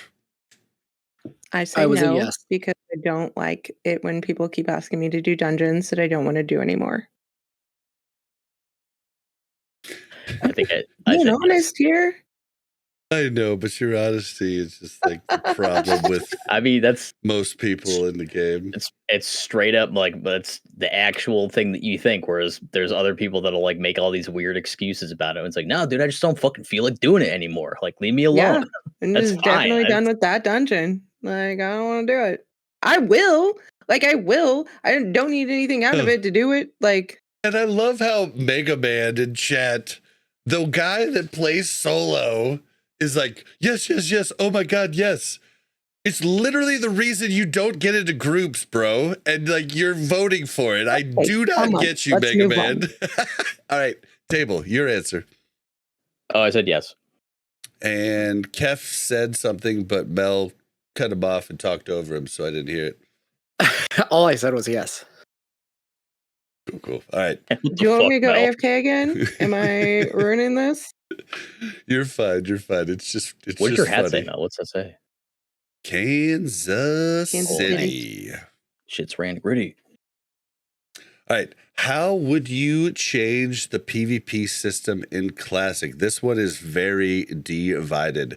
29% said the rank 14 grind, but without any decay. Era and Sod is what that has now. 21.6 said the rank 14 grind, but all progress counts to honor points total. No weekly thresholds. 21.1% said rank 14 grind, no decay, can redo the grind for cosmetic rewards like mounts, titles, tabards, prestige style, where you just keep you prestige 1, prestige 2, prestige 3. And then 20.6% said a rework entirely from rank 14 structure akin to Wrath of the Lich King onwards. And then 7.6% said nothing. Classic rank 14 system is great. Who are those assholes? They're fucking dorks is what they People are. who never did the R14 grind. That's who. Yeah. I mean, I never do the R14 grind, and I would not say no. But I got to 12 and couldn't take it anymore. I was like, dude, those weapons are good, but holy fuck. they're not that good. I'd rather just get Edge Masters. Holy shit. Yeah. Well, that and the I fact think- you had to fight people, and people would like screw up the whole system by taking more than. I mean, it was the coolest part about it was a community driven thing, Not rapid fire. but it was toxic. Yeah, shit got weird. I think my answer, I think I said was the yellow one, rank 14 grind, but all progress counts towards an honor points total with no weekly thresholds. I think that's what I said. Yeah, that's what I would like. I think it's silly that it like there's like weekly thresholds that you have to get so much, If you don't get the or threshold, it's like you or basically you don't didn't get do anything anything, at all. or yeah.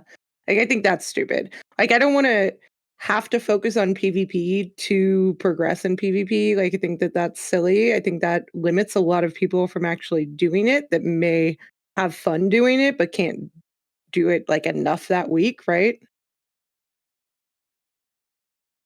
Yep. And Kef, Rework it entirely. That's what I say. are you more of a fan of like a currency system, like honors a currency? Because I do kind of like that too, but that's not what I picked. Yeah, I don't know. The rank 14 grind is just really unappealing to me. Mm-hmm. Yep. Yeah, I have no desire. See, I chose the same thing Table did and Mel did. The rank 14 grind the way it is in SOD now and Era, but no thresholds. Like I think thresholds are freaking stupid. Like let people, they can only get 30k honor a week, do 30k honor a week. There's a bar there for a freaking reason. There should be no reason that I cannot get no progress in rank 9 except for rank 9 70% or going past. Like I should be able to just get rank 9 20%, 22.3. Like, but yeah. If you can only do 30k honor a week, then it'll take you a fucking year to get rank 14, but that's fine. If that's all you can do, you're probably okay with that. But if you're gonna get there eventually, cool. You'll get there way after everybody else did. I feel like that's pretty fair. But then on top of it, my caveat was I really like the rank 14 grind, like the one that said you can redo it for cosmetics and mounts. I just want no thresholds in that one too. I want to be able to redo it because like I want to get something cool for doing it over because I want to PvP a ton. So like I want both of those, but I chose the one I would want most out of the 5 options there. And that's I definitely like redoing it for extra cool cosmetics and stuff isn't worth more than the no thresholds. So that's where I was at with that one. Would you add Arena PvP to Classic Plus? 42.5% said yes as an alternative to BGs to earn honor. That's a very important point. 29.1% said yes. It is full TBC plus add-on or expansions after that. State. Arena rating, separate gear, etc. 28.4% said no. Where were you guys here? Yes, and it's full TBC state. I think I put yes, but as the alternative to BGs for honor. I mean, I don't have anything wrong with the TBC arena, but that's TBC. If we're talking about Classic Plus, I would rather it be just honor. Arena points kind of muddied the waters a little bit. Yep. Mm-hmm. And I said yes as an alternative to BGs to earn honor, but I really just was like, where's my rated BGs question? But that's where I was at. Should there be PvP stats? You don't want to hear my answer. Oh, sorry, Mel. Sorry. Sorry, you're not big into PvP, so sorry. I didn't. Sorry. It's true. I don't have much of an opinion, but I was annoyed that she didn't wait for me. Bad host. I say yes, alternative to BGs to earn honor. Okay, now you can move on. Thank you. Should there be PvP stats for PvP? 70.3% said no. Additional stamina should be enough. 29.7% said yes. Add resilience to ranking gear. Fuck resilience. Yeah, I don't like so. resilience. I think it's a barrier to entry for people that want PvP, like that don't want to grind 2 sets of BIS gear. Like, I don't have enough time for that. I don't have, like, I'm going to grind my PvE BIS, and if I can't PvP with my PvE BIS, I'm not going to do it. Like, I'm like, if there is something so crazy like resilience in there that I can't play PvP, I'm just not going to do it. So I say no. This is a rare time where I say, I agree with Mel 100%. For Nomragon. What about you guys? Kef does not agree. I said that no, Stam should be enough. I want the resilience, mainly because of the opposite reason that Mel was talking about. My arena buddy, all through TBC and Wrath and early Kata, the only reason why he doesn't want to arena and anything else is because you need raid gear to compete or to do PvP. And the thing he likes about Kata is that if all he wants to do is PvP, that's all he can do. He gets his resilience gear, never has to see the inside of a raid to compete. So I don't know. I like resilience gear. God, I have a retort for that, but that's against the rules. So, should crowd control in PvP be tweaked? 47.5% said yes, shorter CD and overlapping diminishing returns. 30.3% said no, long duration CC is fine. And 22.2% said yes, implement shorter CC durations. Well,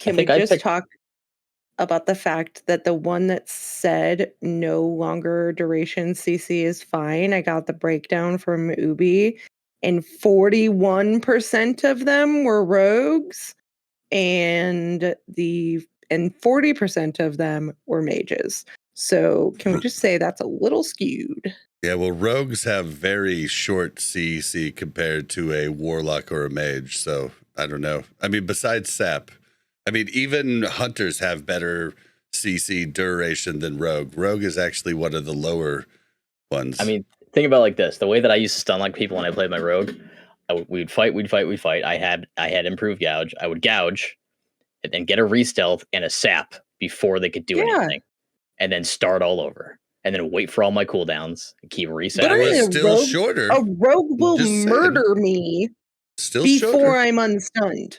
So he doesn't give a fuck if it lasts for 20 seconds because he's murdered me before I'm unstunned in the first place.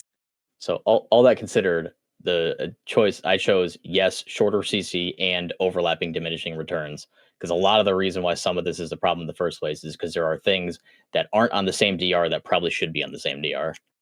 Agreed. I'm a table on this one. I said the same thing. Like, I guess, sap is a minute. Like, I don't know, that's too long. Poly is a minute, that's too long. It's fine for mobs, but against players, Exactly.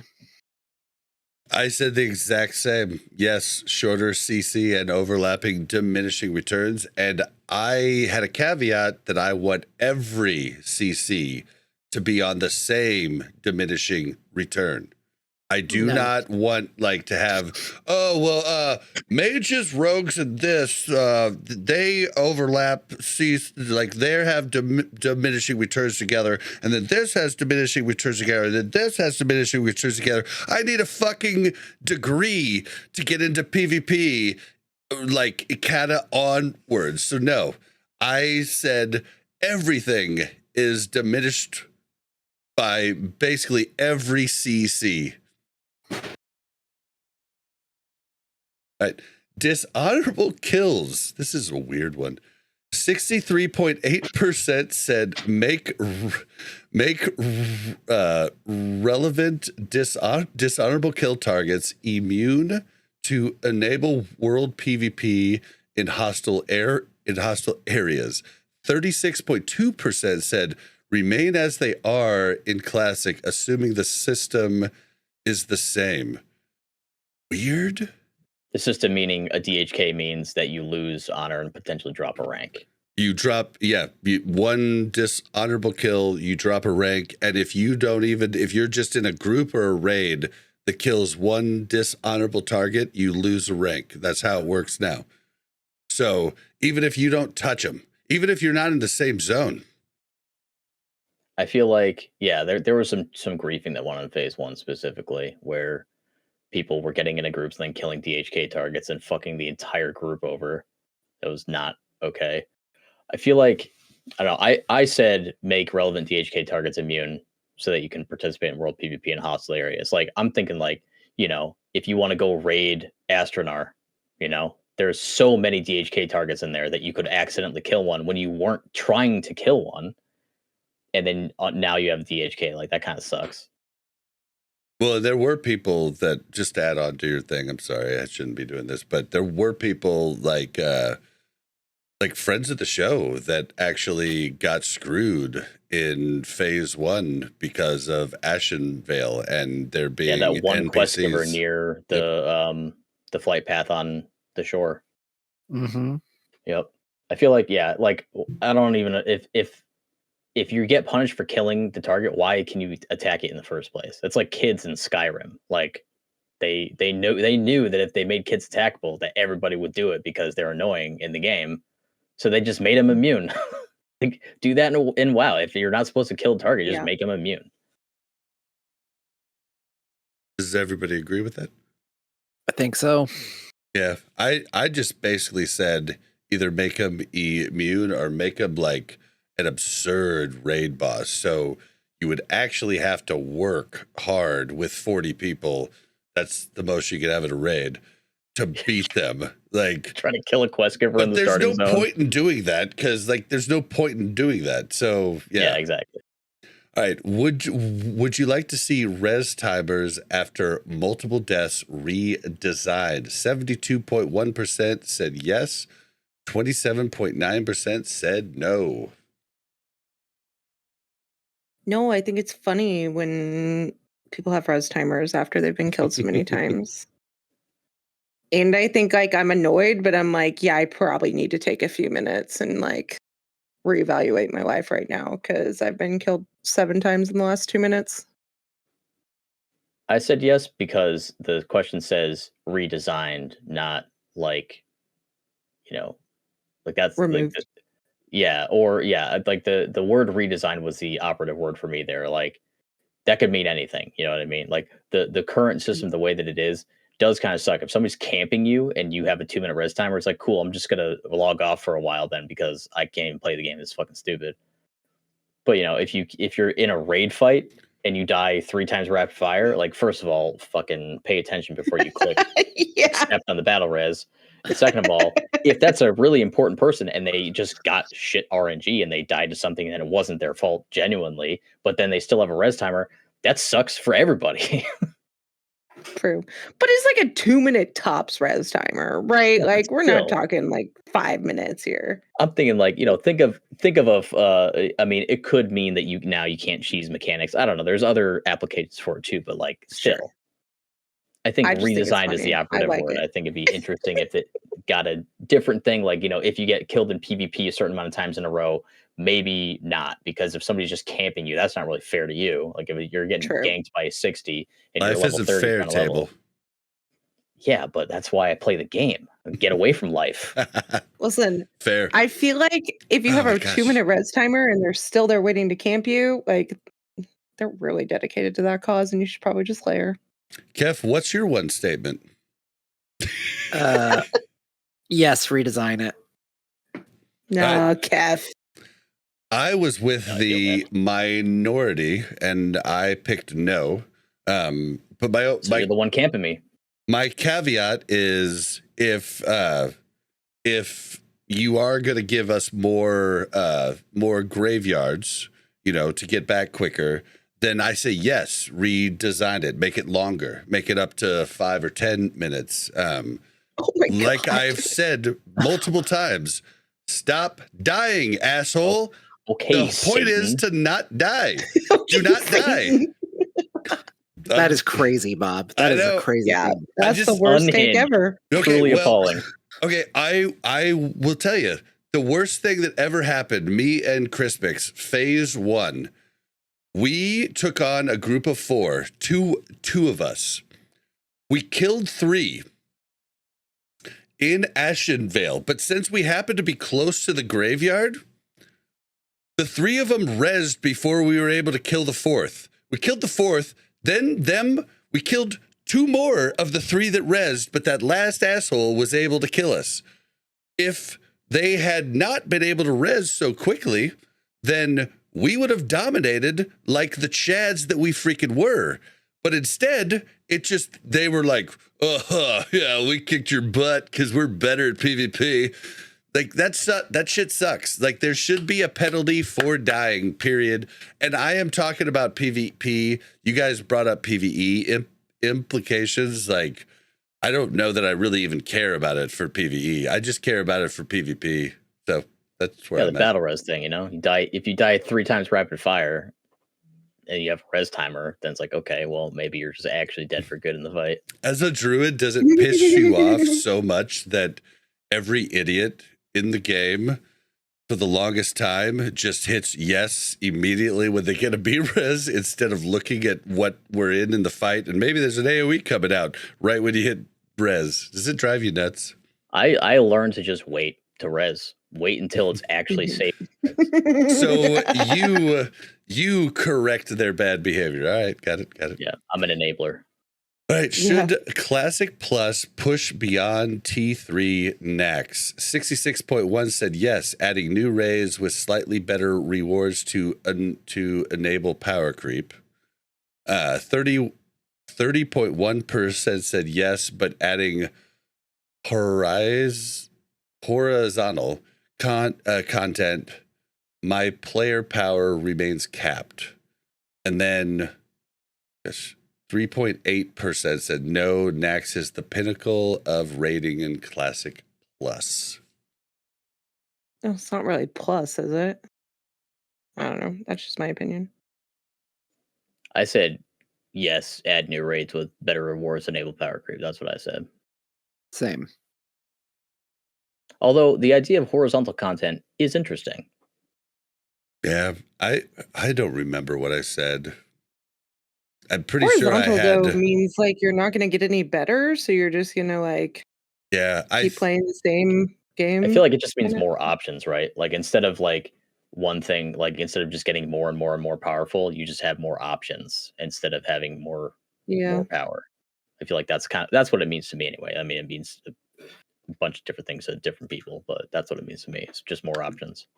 So for me, I'm pretty sure I said yes, but adding horizontal content, but I brought up the heat level in Molten Core as a cool way to make it so you have different sets for different dungeons, and the fact that like there would be no power creep because you'd be like, oh shit, well now I have to get this resistance, like they could keep adding more resistance types that are like something like fury magic that we don't have, but then it wouldn't impact PvP, but it would be fury resistance. So then there's a whole new set of gear that's that resistance, but your big power play ones, you can still move into those to like those gear sets, like, and still have a really fun time and have progression on top of that. So that was kind of where I was at with that. I feel like an interesting thing, we didn't really talk about this earlier, but like some of the new like set bonus stuff that was data mined for tier 2, there's like versions of tier 2 that were data mined that still have the tier 1 bonuses on them, which implies that you can upgrade your tier 1 into tier 2 or just keep the tier 1 bonuses or whatever, which is an interesting sort of combination of horizontal and vertical progression too. Yep. Because it's like the gear itself is getting better, but you're still using the set bonuses from the previous tier. So, which is just an interesting idea. I feel like that you could totally implement some of that sort of stuff with like horizontal progression too, where it's like if you're able to just choose your favorite set bonus and just mix and match set bonuses with the gear that's the best, then I feel like that would be a pretty like the ultimate display of horizontal progression, where everybody's still using the highest level of available gear, but you're able to choose between a lot of options. You just have more options. Yep. Yeah, that's interesting. I'm curious to see like where they go with that. But if your character only made marginal power gains between raid tiers, would this decrease your likelihood to play? 78.3% said no. 21.7% said yes. I'm going to do mine first this time. I said no, but I do know that a ton of people are different, and specifically Ubiquitous decided not to raid in Sunken Temple because the Sunken Temple upgrades, at least before they changed them to Epic, were just marginal upgrades from the green dragon stuff.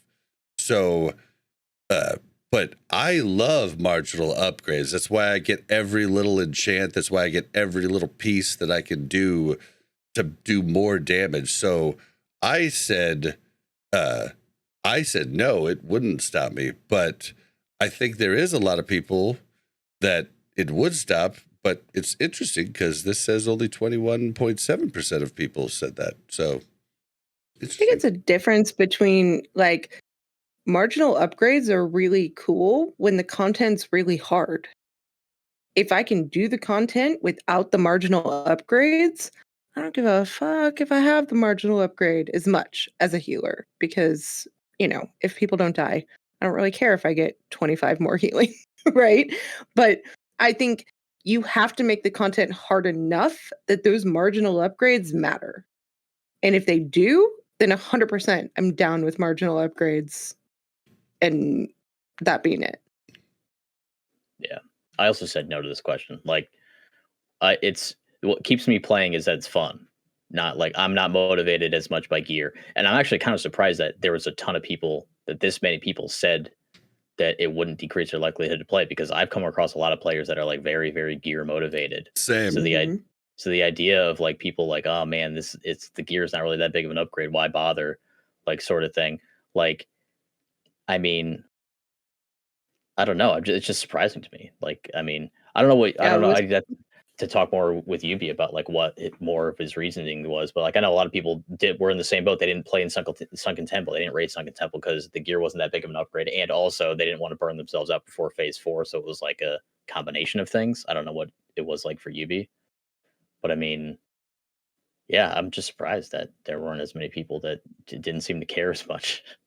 Yeah, I also said no. I mean, I just like the active rating and hanging with the buds and just trying to like beat your previous numbers every week and competing with your friends. That's what's fun to me. Yep. I mean, and just a little bit of an upgrade is huge. I mean, that's how I am. But is it good that powerful items are scattered between raid tiers to keep previous content relevant? Example: Thunder Fury, Onslaught, Girdle, Band of Akiria, etc. 94.4% said yes, which is different from TBC and on. That is not really a thing. TBC and on. A little bit, maybe very, very little things, but only 5.6% said no, which surprises me, but yeah. I said yes. I also said yes. I'm surprised that it wasn't more people that said no, because I know there's a lot of people that were annoyed that we had to keep going back to Molten Core for stuff. I think it depends on if, like, nobody wants to go back to Molten Core after Molten Core is irrelevant for 95% of the players, right? And when you had 40 people that you were like, okay, everybody, we're going to go do a binding run, right? It was like, ooh, we just progressed on Blackwing Lair for like 2 hours, 3 hours, and I don't really want to do that. But I know I'm the minority here. I just get tired and I work a lot. So like That's what's cool about the that Heat 3 shit. thing. Like you kill a boss in Heat 3, they have a chance to drop Onslaught and a Curia and stuff like that. So if that's what you're after, if you don't need bindings or whatever, you're just in there to try and get an Onslaught or an Curia for somebody, you just kill a few Mhm. bosses on Heat 3. And if one of them drops, it's like, cool, we're done. See ya.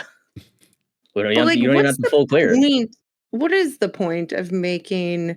I guess I don't know. I go back and forth. I don't know. I don't care. I hate the fact that like one or two people need something and they have to try to convince the rest of the raid. And before it was 40 people. Now it's 20, so it's not as bad.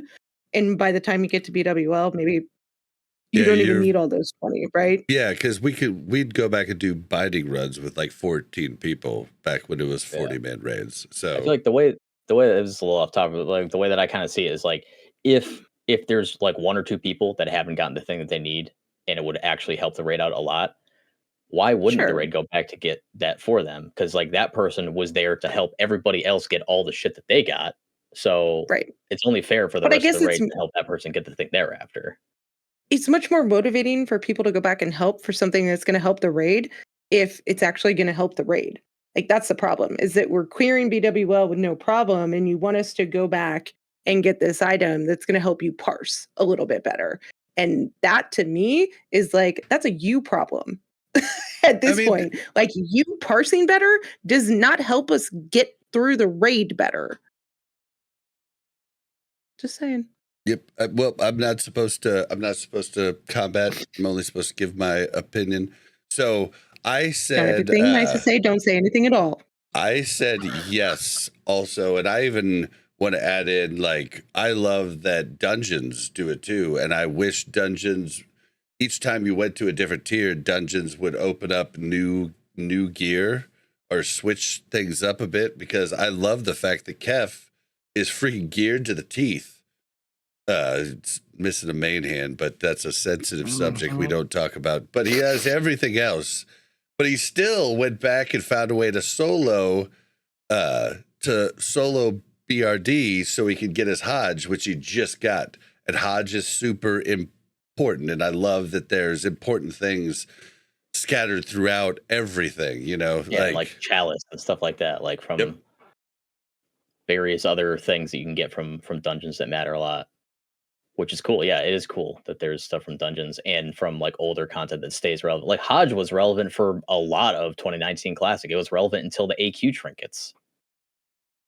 So. You guys all have way too much time to play the game. That's all I'm going to say. Which raid size is best suited for Classic Plus? 36.4% said complete flex rating 10 to 25. 24.1% said 20s and 10s. 22.8% said 40s and 20s. 13.6% said 25s and 10s. Weird take. And then 3% said 20s only. Where are you guys at here? The flex thing surprises me. I'm surprised that many people said flex. Too. I said 20s and 10s. 10 to 25. That's interesting. I don't know that I love. I don't know. I can't even remember what it said. It was like some variation of 20s, and I don't know. I can't remember if I said 40s, but I mean, 40-man rating is the only, or vanilla is the only time we ever actually got 40-man. So I feel like I kind of miss being in the bigger raid sizes, but it is such a pain in the ass to get those together. I feel like I'm surprised that there's not more 20s only. Like, I've really enjoyed the 20. Wait, what are we in right now? 20? Yeah. Yeah, I've enjoyed I was just making sure it wasn't 25. But I've enjoyed the 20s. I think that it's, for me, it allows like communities to like thrive a little bit more and guilds to be a little bit more, effective, because when you go up to even like 25 or 40, like you just get this like weird balance of like, it's like logistics. You lose a couple people and it's logistics, and it's clicky. Like 40-mans can get clicky, which is weird. Oh, so clicky. And the logistics are so hard. Like 20 is more accessible for way more people, I feel like. Yeah. I feel like if you want it to be successful, you should probably go to 20. And I think if you do 20s and 10s, which is fine to do 20s and 10s, but then you get into the whole like, oh, well, what do 10s get versus 20s? And is it harder for 10s or is it harder for 20s? And like, do you get better gear? And like, you have so many more questions that I feel like just having it at 20 is this like really happy medium that people should agree with that. So I think the 20s and 10s thing is really looking at like the bigger versus the smaller raids. You know what I mean? Not like different difficulties of the same raid. I feel like that's what it means. Like ZG is going to be 10 man, BWL is 20, like that sort of thing. Like a specific raid is still specific because like ZG is 10. Like they confirmed that it's 10. So like, yeah. Whereas in original it was 20 and then the big raids are 40. So I feel like that's what it means. Like 20s and 10s means like the larger raids are 20 and the smaller raids are 10 compared to what we had in 2019 Classic and Vanilla where it was 40 and 20. I think that's what it means. Okay, I'm fine with that. I think that makes a lot more sense than having every raid have a 10 and a 20 man version. Yep. And I think we need to ask Kef. Kef and me have been the best at following the rules here so far. Mel and Table are definitely failing the test. But Kef, what do you think? It's been hard for me. I will say that. 20s and 10s. 20s and 10s? For what reason, though? You get to give a reason, too. I like 40-man raids.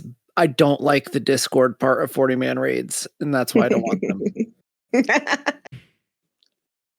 But do you think 20s and 10s for all raids? You think all raids should have a 10 and a 20-man version? No, I think what Table said, the big raids are 20s, the smaller ones are 10s. Okay. Okay, so for my one take, I will say that, I picked 20s and 10s. I think 40s are too much. I think 25s and 10s are a weird take because you leave 5 people out if you're in a guild, and I think that's absurd, and I don't know why they ever did it in the first place. And I don't know about flex rating because I've never done it, but from what I've understood is oftentimes taking less people is better, and that sounds shitty to me too because I have a lot of friends and I like them and I like to hang out with them. So that's my take on that. Should Classic Plus... Sorry, Kef, are you breaking the rules? Go ahead. Last thing I'll say is that I agree with the Ubiquitous. What they're giving us for P5 or in the PTR seems better than the options that we had on the survey. Yeah, I'm unsure how parsing is handled is going to really affect my thoughts on that. But I really love it if parsing can find a way to come through. That's up to Warcraft logs to figure it out, man. Yeah. I mean, I don't know what you have to do, but like, I really just want to see my progress each time. And I don't know if they can do that, but yeah, that's where I'm at on that. Should Classic Plus lead into various modes of difficulty for raid? 35% said we should all do the same raid. 28.5% said normal / hard modes, cosmetic rewards only, mounts, effects, titles. Like that's for if you're doing the hard mode, cosmetic rewards only for that. 20.8% normal / hard modes, more of the same loot in heroic, kind of like what we have in like the heats for Molten Core. And then 15.7% said normal / hard modes, better loot in heroic.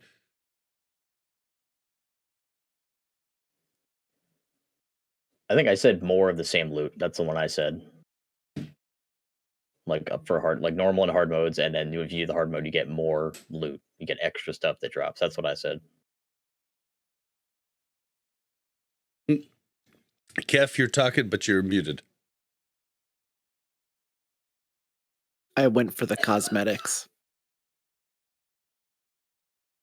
Yeah, I think more of the same loot is where I'm at. Normal and hard modes, more of the same loot. Yeah, and I just said that I've kind of liked the way that they've done it so far in SOD with the heat and stuff. But I'll have to decide how I feel about it in BWL. Like, I don't know yet. And so I just said we should all do the same raid. If the sweaties want to speed run it, let them speed run it. Like, they don't want more mechanics for the most part. From what I hear from most people, they just want to do it speed. And that's a fun thing to watch. Using the same gear, they've had just as much time to get the same gear. Yes, they might do splits, but they've still had the same amount of time to get the same gear. I'm for we should all do the same raid, period. One extra thing I will say is if you turn your head sideways and look at that graph, it's a peace sign.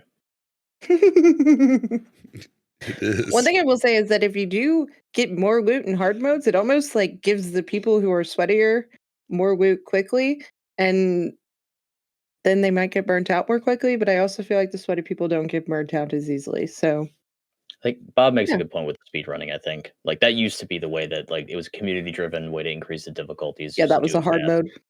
Yeah, kind of like who can do it the fastest was like, and it was like everybody was on the same playing field. Everybody had the same access to everything, and Bob's right. It's fun to watch the speed runs. It's like if you follow a streamer or whatever that's a speedrunner, and you know that they have a raid coming up, they're going to go for a speedrun record. Like it's an event. Like you're watching it like you would watch like the finale of a TV show. Yeah. Yep. It's cool, and it's kind of like I don't know. There's people are still speedrunning right now in SOD, but it's not to the same scale as it was in 2019 Classic. Yep. It depends on how long the raids are. To be honest, like if the raids are going to be in there for a really long time, then I want more to do. But if they're not, then I don't. Yeah. Okay, bye. Fair. Which era of Classic has been the best consumables in environment, excluding professions plus world buff meta on top? So this is split down the middle. 39.7% on both of these that I'm about to read. Classic, many consumes, utility consumes, food, oils, juju, etc.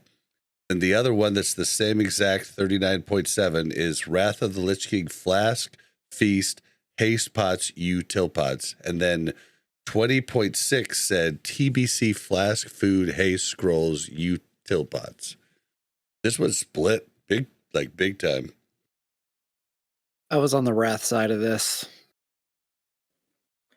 I think the how people answer this will probably rely on what class they play, because some classes can benefit from more consumables than others. Like for example, like an enhancement shaman is going to benefit from all of the melee and all of the caster consumables in vanilla, which is cool and feels nice that you can pop so many things that's going to affect your performance. But at the same time, that's a pretty big shopping list. Mm-hmm. So I could see it from both sides. Like there's probably people that are saying these answers for totally different reasons. You know what I mean? Like you're going to pick what you pick for totally different reasons. There's people that want the vanilla style because they like how many options there are. But then there's people that like the Wrath version because there's too many options otherwise, and they want to even the playing field. Yeah. I think it depends too if this impacted your class a lot, right? Like if there were a lot of extra consumes that made your class better, you wouldn't want to not have those consumes available because then your class would just be worse, right?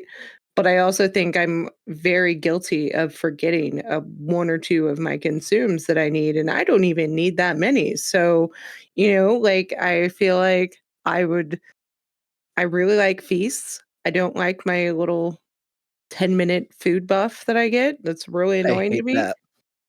Yeah. And I don't like that it doesn't give me the well-fed buff. It gives me just a regular buff right after I eat it. Then I have to search for it among my 1,000 other buffs to make sure I have it. Like, that's fine.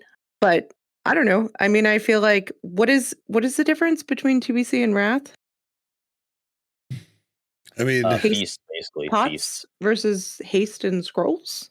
Feast. That's pretty much it. You still had haste spots in TBC. They're just not as good. yep, there is a weren't huge any difference feasts. between those. All right, I I'll think go there were with feasts, Wrath. right? There's Wrath I had like the feasts. Do we have mage tables in Wrath too, or is that in TBC? TBC. Yeah, it's TBC. Yeah. Oh, the other thing is that Scrolls. Scrolls is in TBC. Like we cared about Scrolls in TBC. We didn't give a fuck about Scrolls in Wrath. I I'd like to sell scrolls. Nobody will buy my scrolls. All right, but so my choice was classic. Many consumes, utility consumes food, oils, jujus, etc. Like all the crazy shit, but with a caveat. You don't Only get caveats in a scroll in a I survey. do. I do. That's that's the power of content creation. Yeah, I want that, but only sod. Like they fixed it in sod. You don't have to know life or buy gold to buy all of your consumes for raid. Classic 2019, you did. I mean, it there was no possible way if you were a normal person that you were going to have all of your consumes as a melee. Like there was just no possible way. And I love the fact that I could buy all of my consumes for about 150 gold. And I really don't spend all of those, but like, that's if I bought 5 of each thing and like bought, 15 GFPPs and bought 5 of each, arcane and shadow resist, like, but I could get that in 3 days worth of just the Blackrock Depths dailies, which we talked about dailies. Like I don't want to do those all the time, but you can get it pretty easy. You can make money. Nothing's out of reach besides crazy items. And that's what's cool to me. But if we're talking 2019 Classic, hell no. Like I'm going to go with the Wrath of the Lich King or TBC stuff.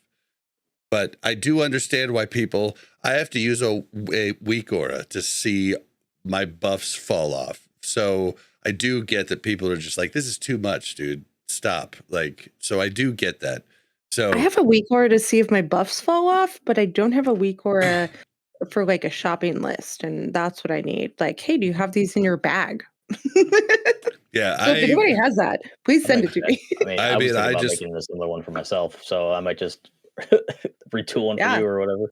Yeah. I have a couple of them I could send you because I've had to send them to different raiders that have asked me what the consume list is, and I give them the mandatory, then I give them better for DPS ones on top, additional like. Yeah, I just want my game to alert me when it's like you do not have this buff. Don't you dare click that flight path yet. Right. Yeah. Do not take the summon. Do not take the summon. It looks like you're an Orgrimmar. You have not opened your mailbox with all the consumes you just bought. Do not take the summon. How do you... go. Oh, I think I chose Classic for this one, for the answer. Oh, shit. Did I miss you? I'm sorry. I mean, I talked about the different things. Like, I'm pretty sure I chose Classic because I think it's fun to look at your buff tray and see a fuckload of icons. I think that's fun. I do but too. Also, like, but it's like you said with 2019 Classic, dude, impossible. Like, so stupid to get all this shit. But now that it's easier because of like basically Real crates. Yep, and Real crates. Everything's so much easier. What's it called? The gold for it.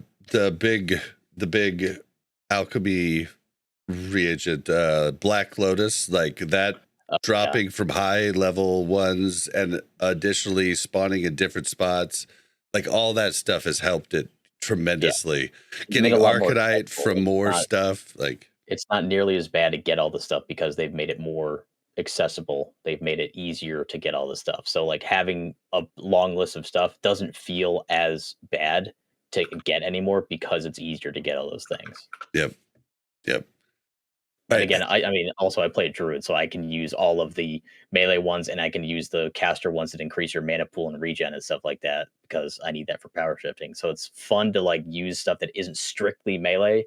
And when I was playing in P2, when playing the Shaman, using the melee and the caster ones because of the extra spell damage stuff for enhance, like that felt cool too, to be like both, to have kind of both. Yep. All right, how do you predominantly enjoy endgame WoW? So I was bummed that this wasn't a check all that apply one, but it wasn't. So these are the things. So 45 28.7% said casually clearing raids, chillin', dog. 27.7% said retail raiding. 12. No, that's just blasting. Wait. Oh, yeah. My bad. Colors are that was purple. All right. Sorry. Just if you hover blasted over it, raids, it'll tell you what Parson. it is, just so you know. Yeah, I'll just do that from here on out. All right. 12.6 said PvP enthusiast. 4.5% said Mythic Plus Dungeon King. 4.1% said speed running raids. 4.1% said non-rating enjoyer. And then 1.3% said retail rating. Mm-hmm. I think So I the put just majority- blasting, but I could also fall in casually clearing. I think See, I that's also what I put was saying. blasting. I wanted to pick 3 here. Because it's like, I mean, that's the thing. If you have a good group, then like just blasting and casually clearing, chilling are the same thing. If you have a good group, Mhm. Yeah. Yep, I picked just blasting, casually clearing raids, chillin', and PvP enthusiast. Like I wanted all of those, but I ended up picking casually clearing raids, chillin'. I mean, the majority of people fall in those 3 categories, though. So I think that's very telling, right? Like, if you add those 3 categories up, you're looking at like, I don't know, 70, 80, 85% of people are either just blasting and parsing, clearing raids and chilling, or PvP enthusiast. I think it's interesting how there's how many people said non-rating enjoyer, but also didn't put PvP. Like, what are you doing then? Yeah. Hey man, they're just chilling. Collecting pets. I don't know. Just walking chilling. around the world. Shout out to Al. This would probably be what Al picked. Al, we miss mere casuals, brother. I'm genuinely curious. All right. Would achievements be a good addition in Classic Plus? 33.5% said yes, raids, PvP, exploration, everything.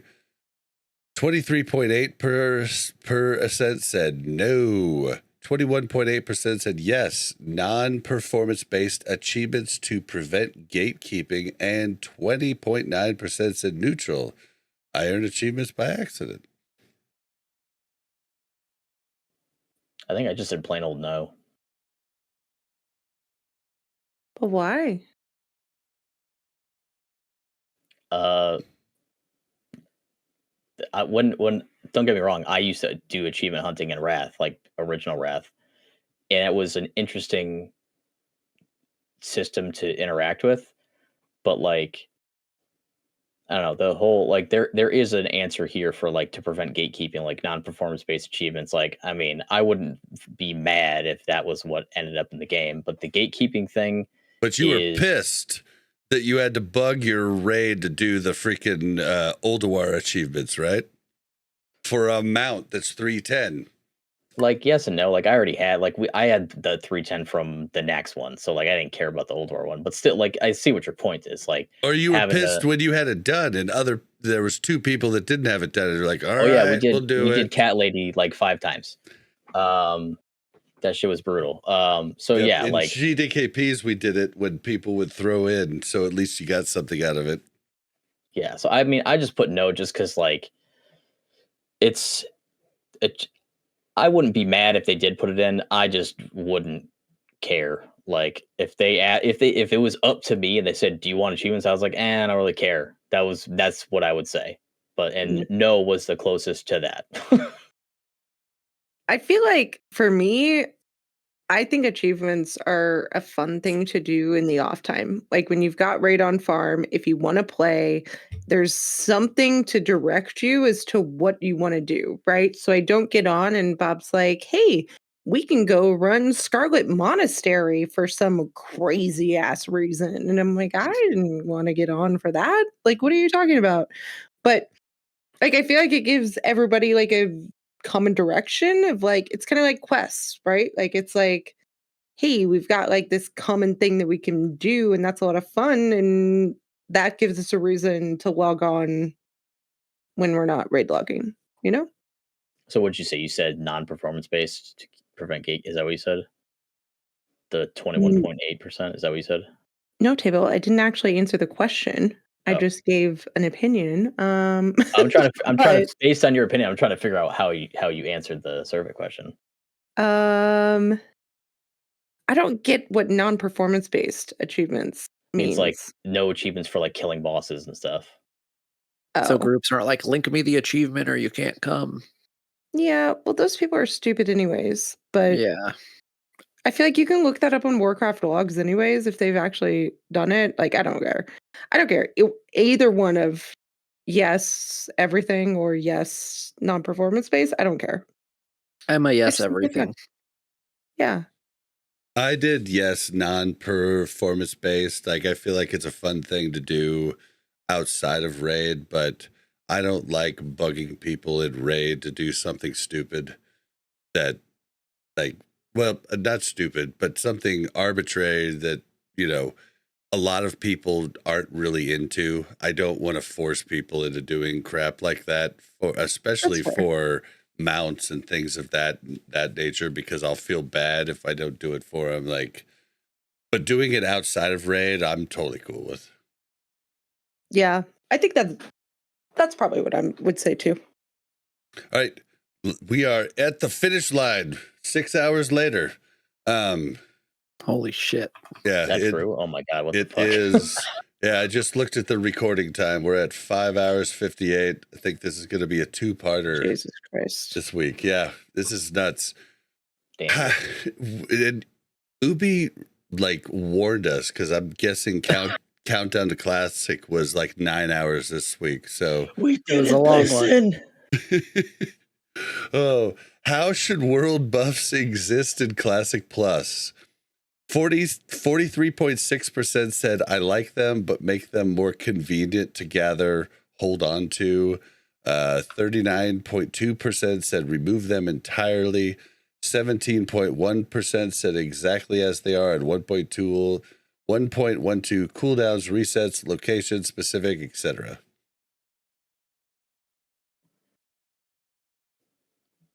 Why would 17.1% of people like the way that it is in 112? Like, that's ridiculous. That is crazy.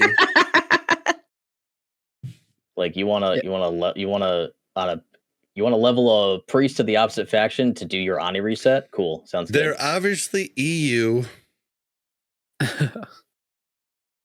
Crazy. Yeah, man. I don't know. It's I like them, but make them more convenient for me, because I remember getting all my world buffs before Chrono Boon and then logging off and be like, all right, I get to play again in 5 days when raid is. That was the worst. Yeah. Yeah. Is that what 1.12 means? Yep. That means buff there jail. should have been another one that says the way that they are in SOD, because the way they are in SOD, I'm fine with. Like, I feel like the way that they're in SOD is basically that's the red option. Yeah, it's the I like them to make it work, because that's pretty much what happened. Like, I don't know if the 5-minute cooldown on Boon was already in the game when Ubi made the survey, but the 5-minute cooldown has been freaking awesome. Yeah. If that wasn't already in, like, I know Ubi's in chat. Did you, when you made the survey, Ubi, was that 5-minute cooldown already live, or did you not do the survey until after that? I'd be interested to know, because I feel like if you did it before, then that 5-minute cooldown would count to me as 100% would count as making it more convenient to gather and hold on to. Yeah, he Looks said like it was already there. Can somebody do a Aussie accent for him? I wish. Yeah, I can't do it. Sword was convenient. No, I can't do it. I feel like the only way to make it more convenient or easier now would be to do something about DMF. Like, that's the only one that is like still has a lot of friction to it. Because if it's in, it's every they already did make it a little easier. Now instead of once a month, now it's twice a month. But if you're on a PvP server and DMF is in the opposite faction's area, like, you got to do some stuff, some extracurricular stuff to make sure that you can actually secure the buff. And even then, it's not always guaranteed. Like I did the whole. I guess the next Battleground. question goes into what we want to be more convenient, though. Maybe we're I jumping guess. ahead of ourselves. Maybe a little bit. That's the. I mean, DMF's the only one that I can think of that could be more convenient now that they've added in this 5-minute cooldown. Now that the 5-minute cooldown is there, that's great. Like you don't have to, just getting tribute buffs, going through and like to boon and then wait 5 minutes to get the next one. Not that big a deal. The only thing you have to worry about is anybody who's waiting their turn behind you getting mad at you for taking too long. But like before, you had to just run through fast and get them all and then log off. Like, yeah, that's ridiculous. Yeah, I chose. I like them, make them more convenient to gather, hold on to, yada yada. Like, I have absolutely loved being able to collect them, and the only way that I have to recollect them, anything outside of Songflower, the 2-hour ones, like I have to collect those each week, but fine. Like War Chief's Blessing, Songflower, I have to collect, but I could literally make DMF and the other 2-hour buffs last for 3 raids. And you know what I have to do to make them last for 3 raids? Not fucking die. You see the theme here I got here going on? Yeah, it's been great. Yeah. So, yeah, that's where I'm at. If world buffs were to be made more convenient, what methods would be acceptable? This is the last question. 35.4% said no short cooldown windows, or no/short cooldown windows. 50.8% said repeatable buff quests, Ani Head, ZG Hard, etc. That would be nice. 72% said storing them, chrono boons. 43.4% said powerful consumes via crafting flask equivalent materials. And then 39% said weaker alternatives provided by class buffs, aka warrior and sod. I clicked I think I clicked all of these. This is a multiple. You could click multiple. Yeah, you could click them all. Yeah. I clicked them all except for the weaker alternatives. I hate the warrior buff. I think it shouldn't have been put in along with the warrior chain. And yeah, that's where I'm at. I picked everything except for consumables. I think the only 2 that I clicked was repeatable buff quest and storing them. I think that's the only 2 that I did, because I think like the no/short cooldown windows, that's already in SOD, so that's why I didn't click that one. I mean, the weaker alternatives could have been cool if other classes have them besides warrior. Like, I don't mind the weaker I don't mind the weaker alternatives for people that don't want to gather their world buffs, right? Like, I don't think that that's a bad option to have, right? Like, I don't think that should replace them. I just think it's bad because just warriors have it. Like, and I think that's lame. Okay. Like if they had a version, like a weaker version of all of them, that'd probably be, I guess, fine. The thing that's interesting though is like you can have everything boon. Like we have head and like DMF, DMT, and Songflower and Ren. We have all that shit booned, and then one of our warriors can still proc their thing, or they can still pop their thing, and then we still have like a weaker version of the thing, even though we already have head. So like you could have all the weaker versions and have all the good ones booned, and then on prog you can use all the weak ones and still be like kind of close to what your full strength would be with buffs. And then, so like if you're like Gar's a good example. Gar is usually a pretty like dangerous fight as far as like keeping your buffs go, because it's easy to die in that fight. You could say the same thing about Rag, maybe like on certain people might, if you don't stack properly at the right time, then you could die.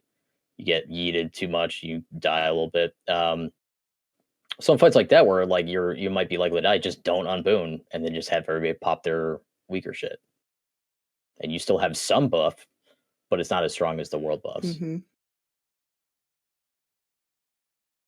Kef?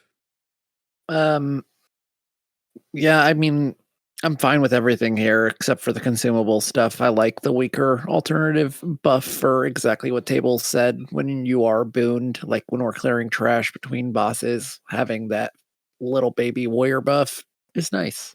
Because it still feels like you're pumping, right? Because like, especially like warriors in particular, and just melee in general, feels bad to not have all the crit that you get from having Ani buff plus Songflower plus all this other stuff. So like, to at least get some of it back, it almost feels like you're playing a different class. Like having played a warrior in 2019 Classic, I haven't played a Sod warrior yet, but like it feels totally different to play with and without world buffs. So at least with the weaker versions, like you don't feel like you're actively weak. Like, you know what I mean? Yeah, I can see that.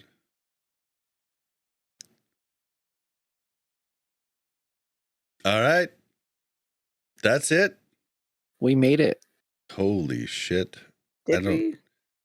Yeah. Unless you want to go back and get the ones we skipped. I've been standing for 6 hours now. Holy shit. We didn't skip many. We turned it into like fire fast questions. But we didn't skip many. I can't believe Only this a couple.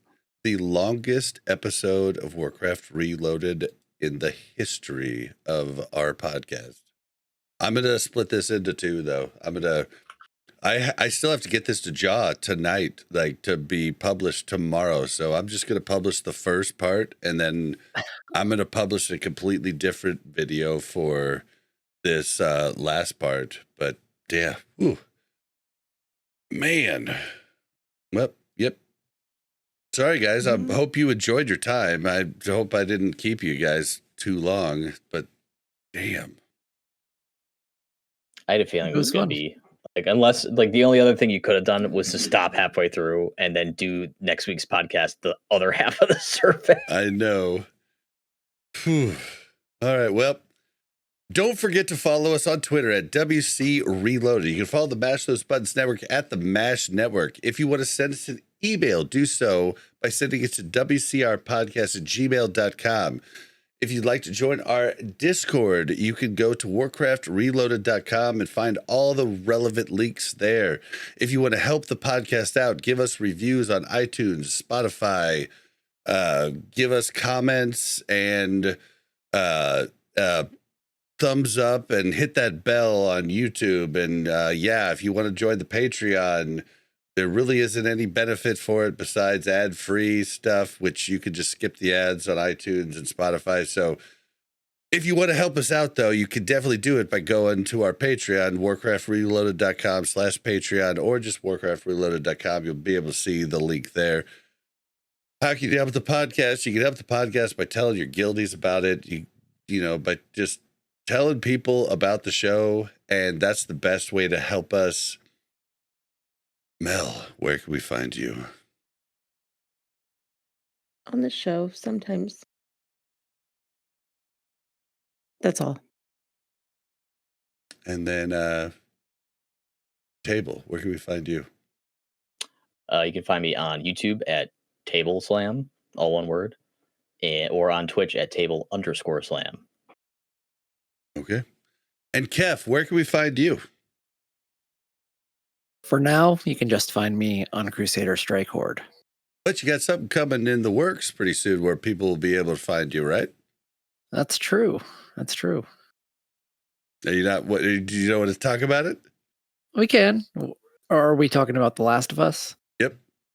Okay. Yeah. Well, Bob and I will be covering The Last of Us, the TV show, with Jaw. Bob and Jaw had done the first 2 games, and I had a lot of criticism on Jaw, and they're bringing me on for the show.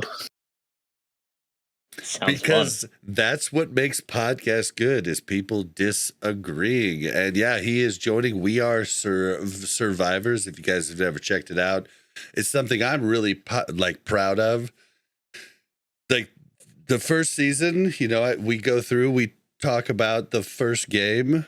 Second season, we go through and we talk about the super controversial Last of Us 2, and you will see me change throughout the episode and really kind of learn something about myself and about like how I don't know how to explain it. It's you just have to listen. But me, Ja, and Kef are gonna take on the show, and we'll be putting out episodes for the season 1 leading into season 2, and then we'll be covering season 2 when it comes out. So definitely check that out.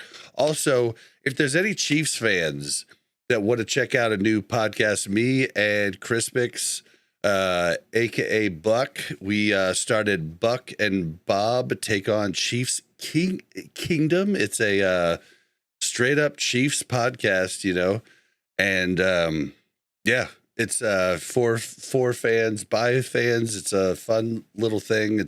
We're trying something new, and we encourage you to look that up. We are literally Buck and Bob everywhere. BUKNBOB. You can find us on pretty much every platform. Surprising that name wasn't taken, so we've got it on pretty much everything. So check us out, and we're gonna get out of here. Whew. Oh yeah, you can find me on Twitter at Blazzin_Bob. That's BLAZZIN_BOB. You can find me and this show streaming on Twitch at Blazzinbob. We'll see you next week. Holy shit, this was a banger. See you guys. Thank you very much for checking out Warcraft Reloaded Podcast. Make sure to like and subscribe and hit that bell so you don't miss any future content.